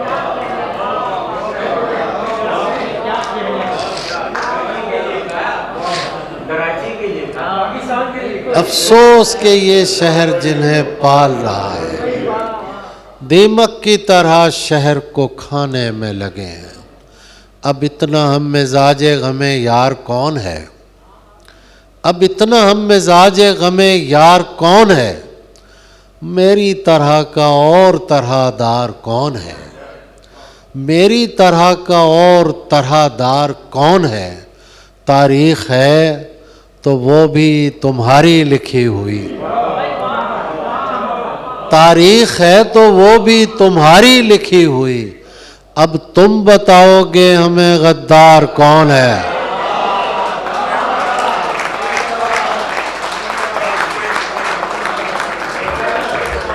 تاریخ ہے تو وہ بھی تمہاری لکھی ہوئی، اب تم بتاؤ گے ہمیں غدار کون ہے؟ اندازہ مت لگائیے بس بیٹھ جائیے، اندازہ مت لگائیے بس بیٹھ جائیے، خوشبو بتائے گی پس دیوار کون ہے؟ اندازہ مت لگائیے بس بیٹھ جائیے، خوشبو بتائے گی پس دیوار کون ہے؟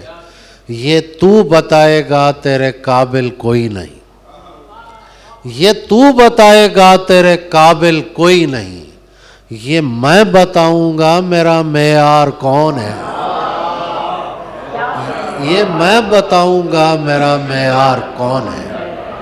غلط کہا کہ دہن کا رفع ضروری ہے، غلط کہا کہ دہن کا رفع ضروری ہے، یہ میں قدا ہے یہاں ہاؤ ہو ضروری ہے، یہ میں قدا ہے یہاں ہاؤ ہو ضروری ہے، ضروریات جہاں مجھ سے پوچھنے والے، ضروریات جہاں مجھ سے پوچھنے والے، تجھے یہ کیسے بتائیں کہ تو ضروری ہے؟ ضروریات جہاں مجھ سے پوچھنے والے، تجھے یہ کیسے بتائیں کہ تو ضروری ہے؟ میں اپنے حجرہ جاں سے نکلنا چاہتا ہوں، میں اپنے حجرہ جاں سے نکلنا چاہتا ہوں، کہ میرا رقص میرے چار سو ضروری ہے، کہ میرا رقص میرے چار سو ضروری ہے، یہ ہم کو عشق غلط فہمیوں میں ڈال گیا، یہ ہم کو عشق غلط فہمیوں میں ڈال گیا، وگرنہ میں ہوں ضروری نہ تو ضروری ہے۔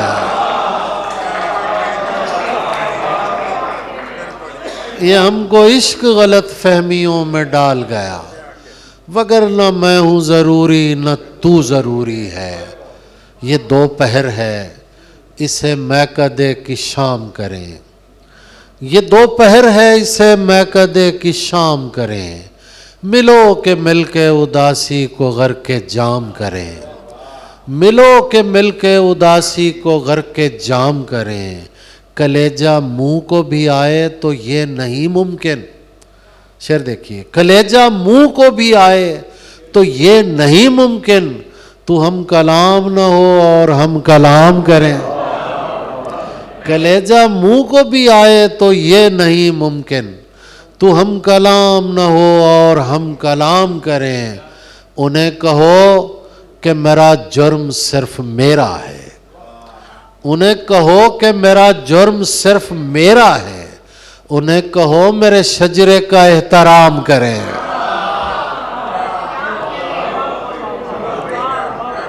انہیں کہو کہ میرا جرم صرف میرا ہے، انہیں کہو میرے شجرے کا احترام کریں۔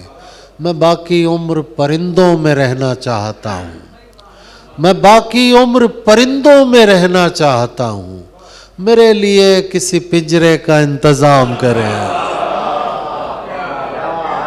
میں باقی عمر پرندوں میں رہنا چاہتا ہوں، میرے لیے کسی پنجرے کا انتظام کریں۔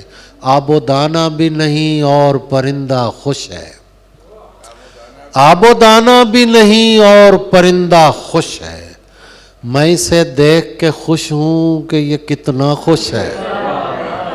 آب و دانہ بھی نہیں اور پرندہ خوش ہے، میں اسے دیکھ کے خوش ہوں کہ یہ کتنا خوش ہے۔ اچھے لگتے ہیں مجھے شور مچاتے بچے، اچھے لگتے ہیں مجھے شور مچاتے بچے، ان کو خوش دیکھ کے لگتا ہے کہ دنیا خوش ہے، ان کو خوش دیکھ کے لگتا ہے کہ دنیا خوش ہے۔ چھوڑ یہ بحث کہ تو اس سے خفا ہے تابش، چھوڑ یہ بحث کہ تو اس سے خفا ہے تابش، یہ بتا تجھ سے کوئی اس کے علاوہ خوش ہے۔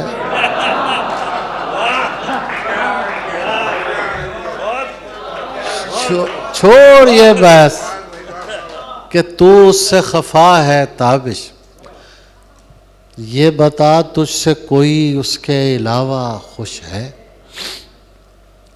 کیا ضروری ہے محبت میں تماشا ہونا، کیا ضروری ہے محبت میں تماشا ہونا، جس سے ملنا ہی نہیں اس سے جدا کیا ہونا، جس سے ملنا ہی نہیں اس سے جدا کیا ہونا۔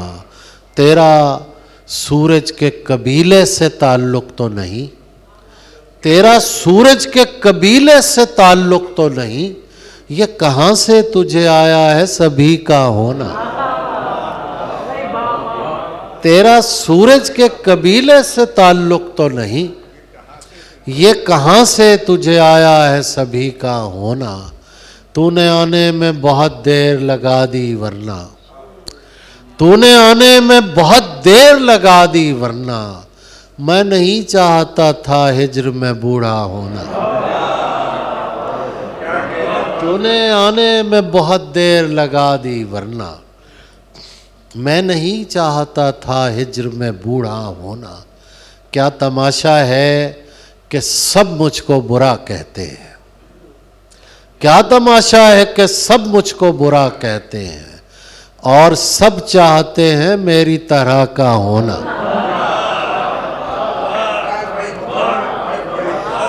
کیا تماشا ہے کہ سب مجھ کو برا کہتے ہیں اور سب چاہتے ہیں میری طرح کا ہونا۔ میرے بارے میں جو کہتے ہیں بجا کہتے ہیں، میں برا ہوں تو مجھے لوگ برا کہتے ہیں، بات کہنے کی نہیں پھر بھی کہہ دیتا ہوں، تیرے ڈر سے بھی تجھے لوگ خدا کہتے ہیں۔ بات کہنے کی نہیں پھر بھی کہہ دیتا ہوں، تیرے ڈر سے بھی تجھے لوگ خدا کہتے ہیں۔ آپ سچے ہیں مگر یہ تو بتا دیں ہم کو، آپ سچے ہیں مگر یہ تو بتا دیں ہم کو، جھوٹ سچ لگنے لگے تو اسے کیا کہتے ہیں؟ عباس بھائی کا ایک شعر یہ بھی ہے، تھوڑا سا ایک گھونٹ پانی لے لیجئے عباس بھائی، کہ میرے خدا انہیں فردوس میں جگہ دینا. شعر سنیے اور داد عباس بھائی کو دیجئے کہ حسب حال بھی ہے کہ میرے خدا انہیں فردوس میں جگہ دینا، جو مر گئے میرا جینا حرام کرتے ہوئے.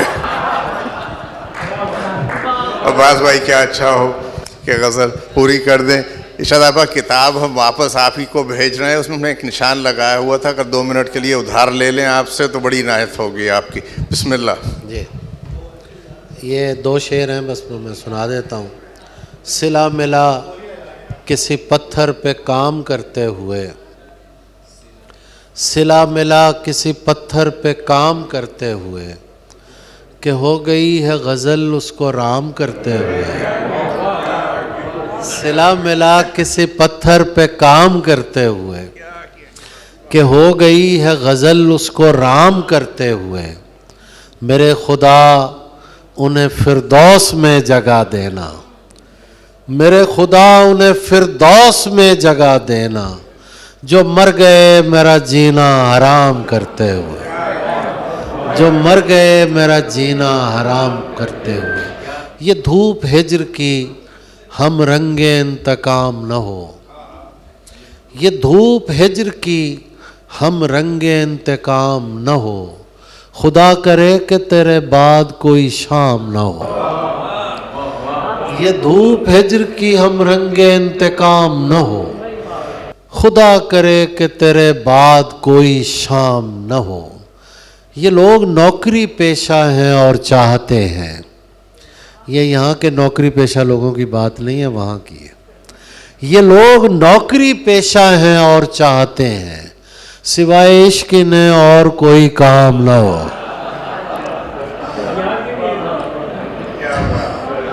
یہ لوگ نوکری پیشہ ہیں اور چاہتے ہیں، سوائے عشق انہیں اور کوئی کام نہ ہو.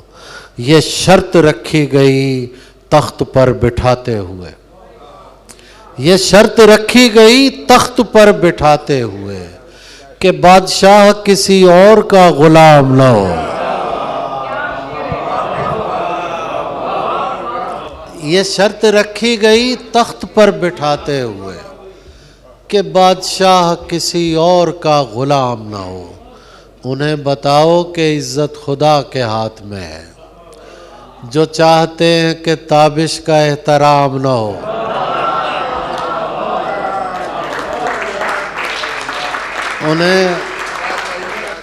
انہیں بتاؤ کہ عزت خدا کے ہاتھ میں ہے، جو چاہتے ہیں کہ تابش کا احترام نہ ہو. تم ہو تو قریب اور قریب رگے جاں ہو، پھر کیوں یہ مجھے پوچھنا پڑتا ہے کہاں ہو. تم ہو تو قریب اور قریب رگے جاں ہو، پھر کیوں یہ مجھے پوچھنا پڑتا ہے کہاں ہو. ممکن ہے کہ اس باغ میں دم گھٹنے کا باعث، ممکن ہے کہ اس باغ میں دم گھٹنے کا باعث خوشبو جسے کہتے ہیں وہ پھولوں کا دھواں ہو. ممکن ہے کہ اس باغ میں دم گھٹنے کا باعث خوشبو جسے کہتے ہیں وہ پھولوں کا دھواں ہو. اور شعر دیکھیے، ماں تھی تو مجھے رات نہیں پڑتی تھی باہر، ماں تھی تو مجھے رات نہیں پڑتی تھی باہر، اب کوئی نہیں پوچھتا عباس کہاں ہو. ماں تھی تو مجھے رات نہیں پڑتی تھی باہر، اب کوئی نہیں پوچھتا عباس کہاں ہو. اس طرح سرے فرش عذاب بیٹھی ہے تابش، جیسے یہ اداسی کسی مقتول کی ماں ہو.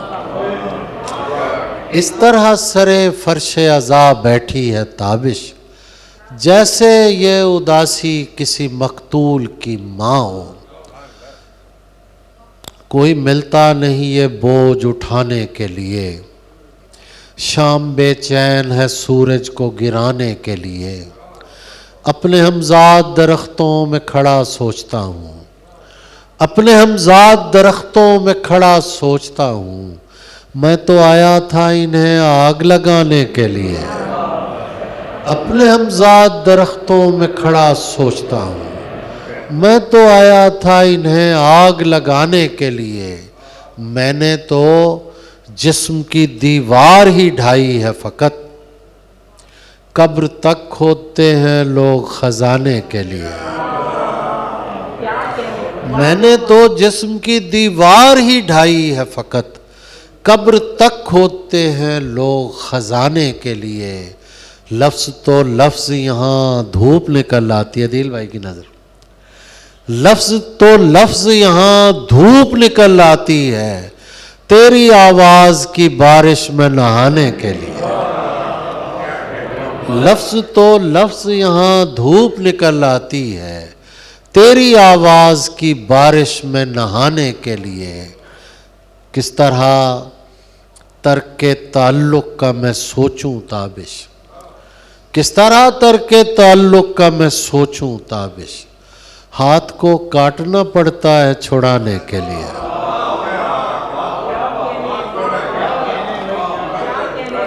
کس طرح ترک تعلق کا میں سوچوں تابش، ہاتھ کو کاٹنا پڑتا ہے چھڑانے کے لیے، تو چاہتا ہے کسی اور کو پتہ نہ لگے، تو چاہتا ہے کسی اور کو پتہ نہ لگے، میں تیرے ساتھ پھروں اور مجھے ہوا نہ لگے، تو چاہتا ہے کسی اور کو پتہ نہ لگے، میں تیرے ساتھ پھروں اور مجھے ہوا نہ لگے، تمہارے تک میں بہت دل دکھا کے پہنچا ہوں، تمہارے تک میں بہت دل دکھا کے پہنچا ہوں، دعا کرو کہ مجھے کوئی بد دعا نہ لگے،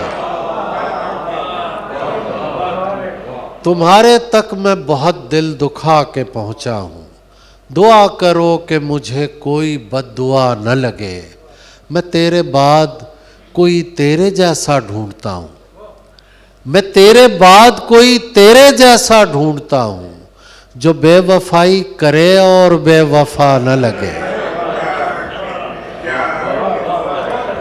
میں تیرے بعد کوئی تیرے جیسا ڈھونڈتا ہوں، جو بے وفائی کرے اور بے وفا نہ لگے، ہزار عشق کرو لیکن اتنا دھیان رہے، ہزار عشق کرو لیکن اتنا دھیان رہے کہ تم کو پہلی محبت کی بد دعا نہ لگے۔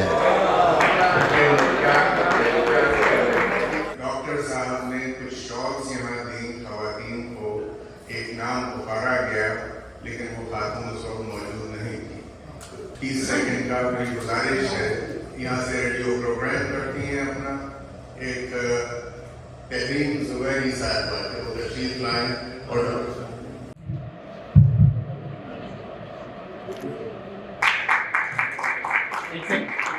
ہم چاہیں گے کوئی اگر فرمائش کوئی سوال کہیں سے جی ڈر لگتا اس طرف سے کوئی فرمائش اگر ہے، باسل بھائی کوئی فرمائش ہے؟ ڈر لگتا ہے کوئی فرمائش؟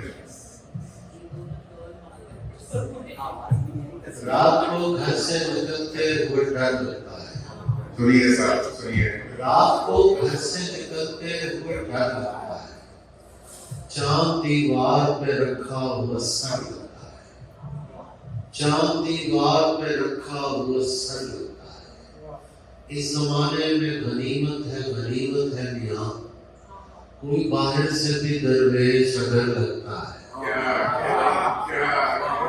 اس زمانے میں غنیمت ہے میاں، کوئی باہر سے بھی درویش اگر لگتا ہے، کوفہ و شام مراحل میں گزر جائیں گے، کوفہ و شام مراحل میں گزر جائیں گے، یہ مدینے سے مدینے کا سفر شام برائے جائے، یہ مدینے سے مدینے کا سفر لگتا ہے، اپنے شجرے کی وہ تصدیق کرائے جا کر، اپنے شجرے کی وہ تصدیق کرائے جا کر، جس کو زنجیر پہنتے ہوئے ڈر لگتا ہے،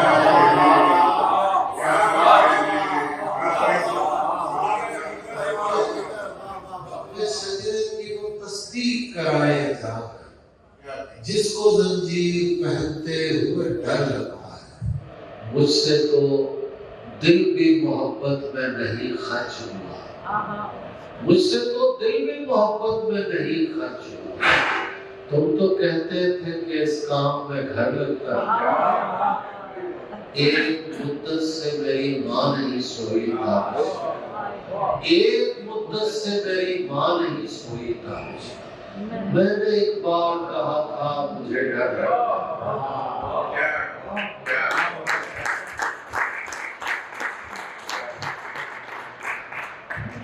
کیسا جنون، کہاں کی وفا خوش رہا کرو، کیسا جنون، کہاں کی وفا خوش رہا کرو، اے ساکنان دشت بلا خوش رہا کرو، اے ساکنان دشت بلا خوش رہا کرو، مدت کے بعد خواب میں آیا تھا میرا باپ، مدت کے بعد خواب میں آیا تھا میرا باپ، اور اس نے مجھ سے اتنا کہا خوش رہا کرو، مدت کے بعد خواب میں آیا تھا میرا باپ، اور اس نے مجھ سے اتنا کہا خوش رہا کرو، پہلے تو اس نے غم کے فوائد بیان کیے، پہلے تو اس نے غم کے فوائد بیان کیے، پھر وقفہ لے کے کہنے لگا خوش رہا کرو،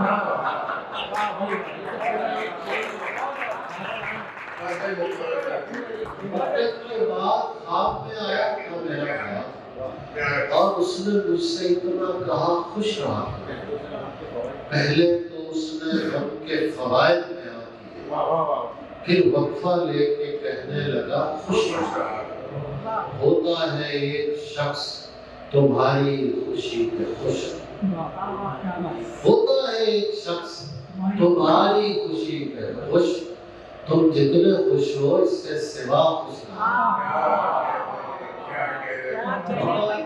ہوتا ہے ایک شخص تمہاری خوشی پہ خوش، تم جتنے خوش ہو اس سے سوا خوش نہ، شامل میرے غبار میں صحرا اگر نہ ہو، مجھ سے تو ایک قدم بھی یہ وحشت بسر نہ ہو، شامل میرے غبار میں صحرا اگر نہ ہو، مجھ سے تو ایک قدم بھی یہ وحشت بسر نہ ہو، کس طرح کوہسار کے دکھ کو سمجھ سکے، کس طرح کوہسار کے دکھ کو سمجھ سکے، چشمے پہ جس کو شائبہ چشم تر نہ ہو، کس طرح کوہسار کے دکھ کو سمجھ سکے، چشمے پہ جس کو شائبہ چشم تر نہ ہو، مجھے دیکھیے تجھ سے نہیں ملا تھا مگر چاہتا تھا میں، تجھ سے نہیں ملا تھا مگر چاہتا تھا میں، تو ہم سفر ہو اور کہیں کا سفر نہ ہو،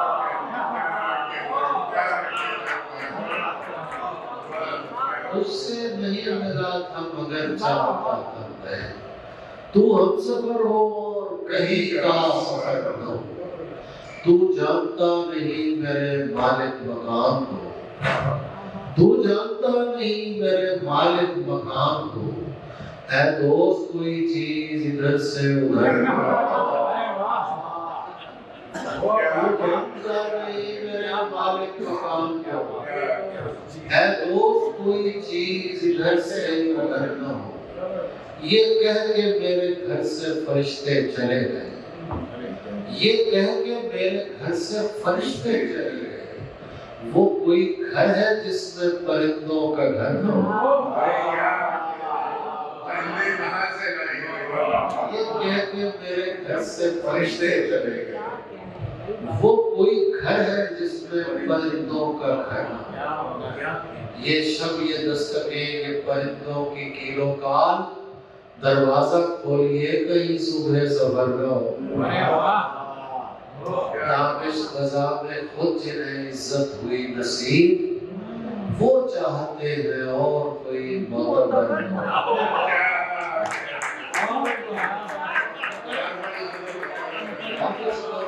تابش غذا میں خود جنہیں عزت ہوئی نصیب، وہ چاہتے ہیں اور کوئی معتبر نہ ہو۔ چلتے رہنے دو میاں سلسلہ دلداری کا، یہ وحشت تو یہ وحشت ہی مسلسل ہو جائے، رقص کرتے ہوئے اطراف میں جنگل ہو جائے، چلتا رہنے دو میاں سلسلہ دلداری کا، چلتا رہنے دو میاں سلسلہ دلداری کا۔ عاشقی دین نہیں ہے کہ مکمل ہو جائے، چلتا رہنے دو میاں سلسلہ دلداری کا۔ عاشقی دین نہیں ہے کہ مکمل ہو جائے، اور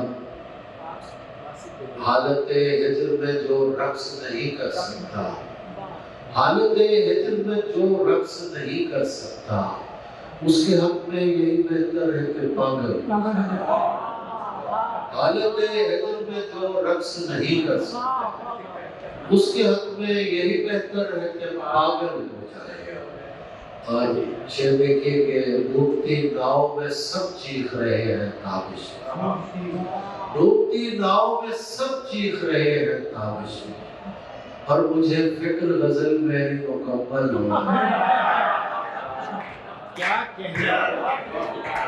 ڈوبتی ناؤ میں سب چیخ رہے ہیں تابش میں، میرے اعصاب معطل نہیں ہونے دیں گے، یہ پرندے مجھے پاگل نہیں ہونے دیں گے، میرے اعصاب معطل نہیں ہونے دیں گے، یہ پرندے مجھے پاگل نہیں ہونے دیں گے۔ تو خدا ہونے کی کوشش تو کرے گا، لیکن تو خدا ہونے کی کوشش تو کرے گا، لیکن ہم تجھے آنکھ سے اوجھل نہیں ہونے دیں گے۔ تو خدا ہونے کی کوشش تو کرے گا، لیکن ہم تجھے آنکھ سے اوجھل نہیں ہونے دیں گے۔ یہ جو ایک بے اداسی کی اگی ہے گھر میں، یہ جو ایک بے اداسی کی اگی ہے گھر میں، ہم اسے پھیل کے جنگل نہیں ہونے دیں گے۔ یہ جو ایک بے اداسی کی اگی ہے گھر میں، ہم اسے پھیل کے جنگل نہیں ہونے دیں گے۔ یار ایک بار پرندوں کو حکومت دے دو، یار ایک بار پرندوں کو حکومت دے دو، یہ کسی شہر کو مقتل نہیں ہونے دے۔ یار ایک بار پرندوں کو حکومت دے دو، یہ کسی شہر کو مقتل نہیں ہونے دیں گے۔ یہ جو چہرے ہیں یہاں چاند سے چہرے تابش، یہ میرا عشق مکمل نہیں ہونے دیں گے۔ زخم سے پھول اگے پھول سے خوشبو آئے، تجھ سے وہ بات کرے جس کو یہ جادو آئے۔ زخم سے پھول اگے پھول سے خوشبو آئے، تجھ سے وہ بات کرے جس کو یہ جادو آئے۔ شیر دیکھیے کہ اتنا آسان نہیں اللہ کا بیٹا ہونا، اتنا آسان نہیں اللہ کا بیٹا ہونا، ناؤ ڈوبی تو میرے ہاتھ میں چپو آئے۔ اتنا آسان نہیں اللہ کا بیٹا ہونا، ناؤ ڈوبی تو میرے ہاتھ میں چپو آئے۔ تیرے ہونٹوں پہ کسی اور کی باتیں آئیں، تیرے ہونٹوں پہ کسی اور کی باتیں آئیں، میری آنکھوں پہ کسی اور کے آنسو آئے۔ تیرے ہونٹوں پہ کسی اور کی باتیں آئیں، میری آنکھوں میں کسی اور کے آنسو آئے۔ یہ محبت ہے رقابت تو نہیں ہو سکتی، یہ محبت ہے رقابت تو نہیں ہو سکتی۔ تین لوگوں سے اگر ایک ہی خوشبو آئے، یہ محبت ہے رقابت تو نہیں ہو سکتی۔ 3 लोगों से अगर एक ही खुशबू आए, 3 लोगों से अगर 4 चेहरे मुझे अच्छे तो बहुत लगते हैं, इश्क मैं उससे करूंगा जिसे उर्दू आए।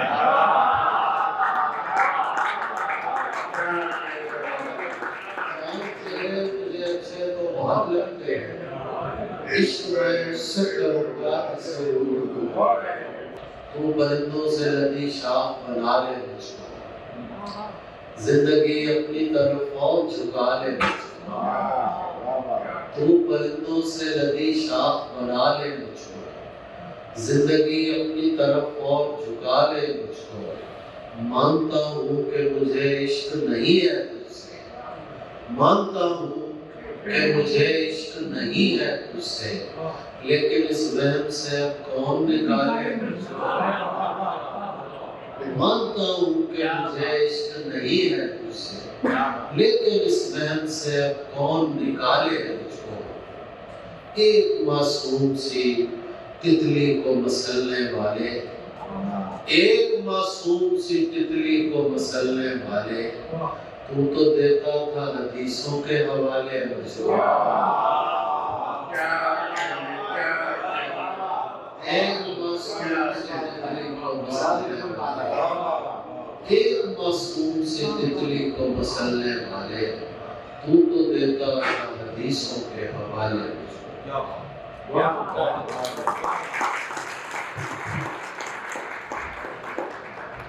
उम्मीद है कि आज की ये महफिल आपको पसंद आई हो।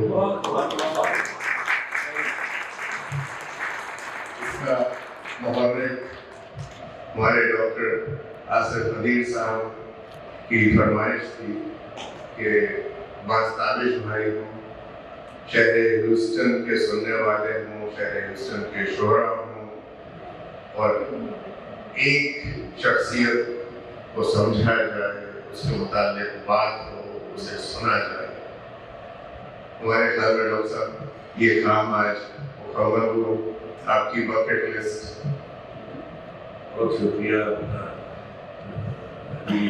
सर। इंसान ख्वाब देखते हैं, ख्वाब देखने चाहिए, लेकिन जो शख्स अपनी सूरज खुद उड़ाता है, उसका नाम अवास्ताबिश। मैं हमेशा कहता हूँ कि मेरे में जो भी उजाला है मेरी माँ ही का है, और आज की शायरी में जिन्होंने अपने वालिद और अपनी वालदा को जो इससे जिक्र किया, मैं ये समझता हूँ कि इससे ज़्यादा कोई अपने माँ बाप को खराज नसीब नहीं पेश कर। काबिल साहब हमारे साथ चले गए हैं, लेकिन वो अपनी रूह आपने छोड़ दी। आपसे मोहब्बत का रिश्ता है मेरा, और डॉक्टर आसिफ जिससे मोहब्बत करता है वो मेरे साथ करता है।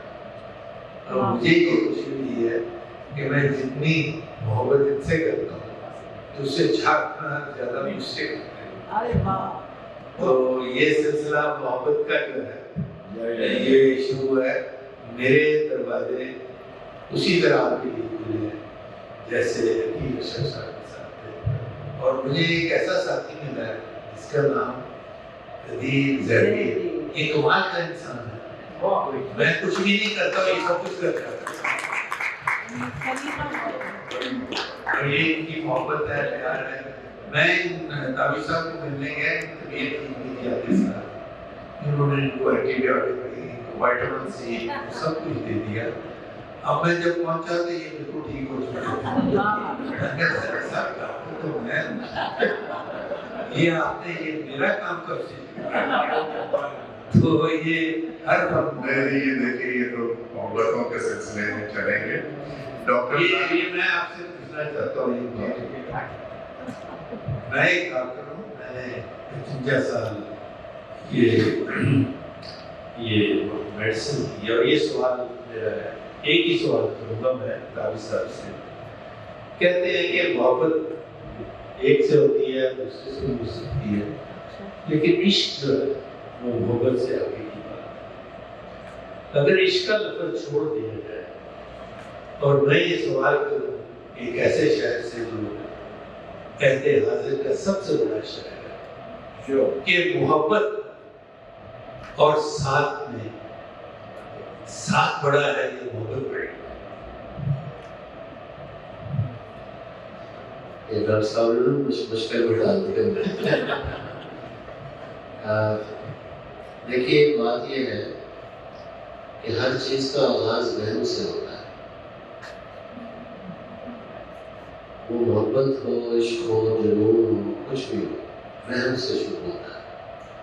اور میر صاحب کہہ رہے ہیں کہ یہ توہم کا کارخانہ ہے، یہاں وہی ہے جو یہ آباد ہے۔ ہم جب کسی وہم میں مبتلا ہوتے ہیں، میرے پاس کئی نوجوان آتے ہیں، بات ہوتی ہے، وہ کہتے ہیں کہ ہمیں عشق ہو گیا ہے۔ میں کہتا ہوں تمہیں عشق ہوا ہے یا عشق کا وہم ہوا ہے؟ یہ دو مختلف چیزیں ہیں۔ اچھا، وہم جو ہوتا ہے وہ بھی اتنا ہی اسٹرانگ ہوتا ہے جتنا عشق ہوتا ہے۔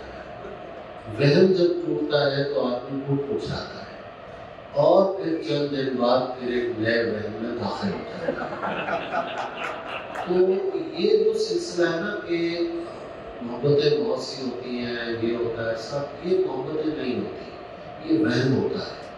دیکھیے عشق تو ایک ایسی چیز ہے، کٹی ہے عمر خیالوں میں جس کے اپنی مرید، مزہ تو جب ہے کہ اس شوق کو پتہ ہی نہ ہو۔ عشق ہے کیا؟ عشق ہے کسی کی کیئر کرنا۔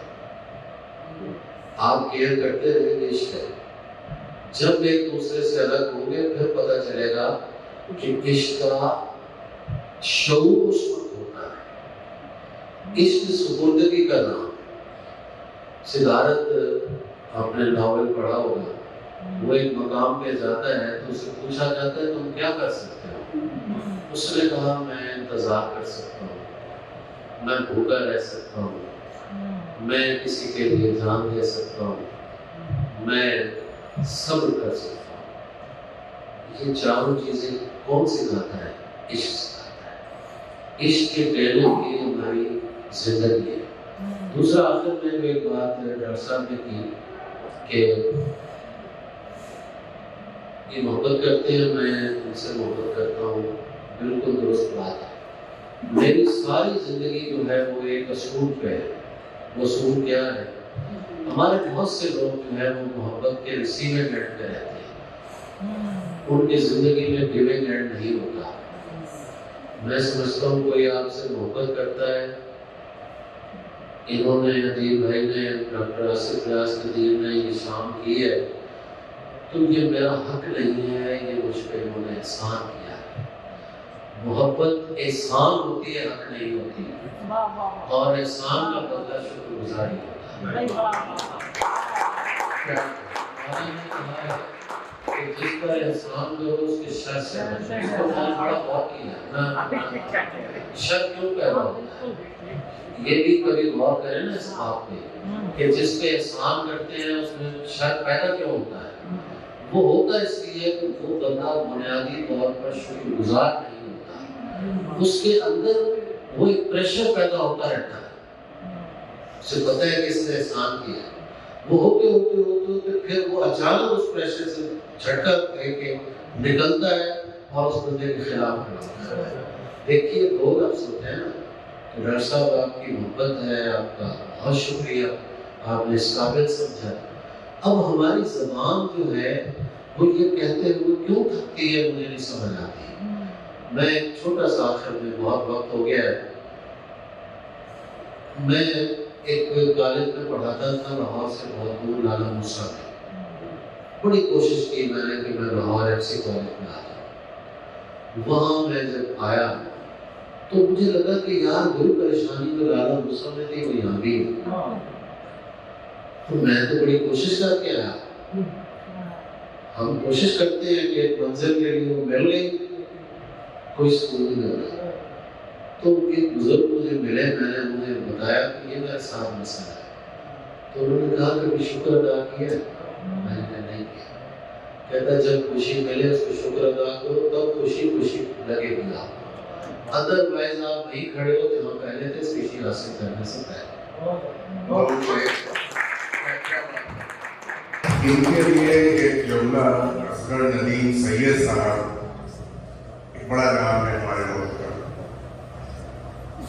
سن رہے تھے، انہوں نے کہا کہ عباس سازش جو ہے وہ ایک خاموش عالم ہے، اور انہوں نے اضافہ یہ کیا کہ عالم اگر خاموش رہے تو بھی عالم ہوتا ہے، اور اس کا ثبوت یہ انہوں نے دیا کہ جب انہیں کوئی مشکل آتی ہے یا کوئی مسئلہ ہوتا ہے تو انہیں فون کرتے ہیں اور یہ اس مدعی کو سلجھا دیتے ہیں بڑی خاموشی کے ساتھ۔ دو شعروں پہ آج کی محفل کا اختتام کرتے ہیں۔ شعر آپ کا سنا ہوا ہے کہ زندگی جن سے مل کر زندگی سے پیار ہو جائے وہ لوگ آپ نے دیکھے نہ ہو شاید مگر ایسے بھی ہیں۔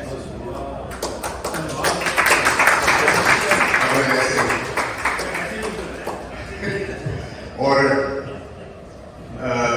ڈاکٹر صاحب نے ساتھ کی بات کی، ڈاکٹر صاحب نے محبت کی بات کی، عشق کی بات کی، یہ پورے ایک فیزز ہیں ڈاکٹر صاحب۔ خبر تحیر عشق سن، نہ جنوں رہا نہ پری رہی، نہ تو رہا نہ تو میں رہا، جو رہی سو پہ خبر نہیں۔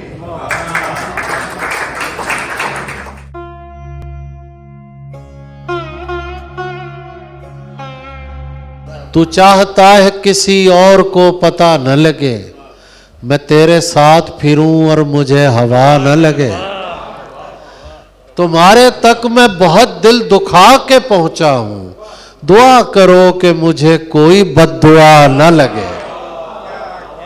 ضروریات جہاں مجھ سے پوچھنے والے، تجھے یہ کیسے بتائیں کہ تو ضروری ہے، یہ ہم کو عشق غلط فہمیوں میں ڈال گیا، وگرنہ میں ہوں ضروری نہ تو ضروری ہے۔ کوئی ملتا نہیں یہ بوجھ اٹھانے کے لیے، شام بے چین ہے سورج کو گرانے کے لیے، اپنے ہمزاد درختوں میں کھڑا سوچتا ہوں، اپنے ہمزاد درختوں میں کھڑا سوچتا ہوں، میں تو آیا تھا انہیں آگ لگانے کے لیے۔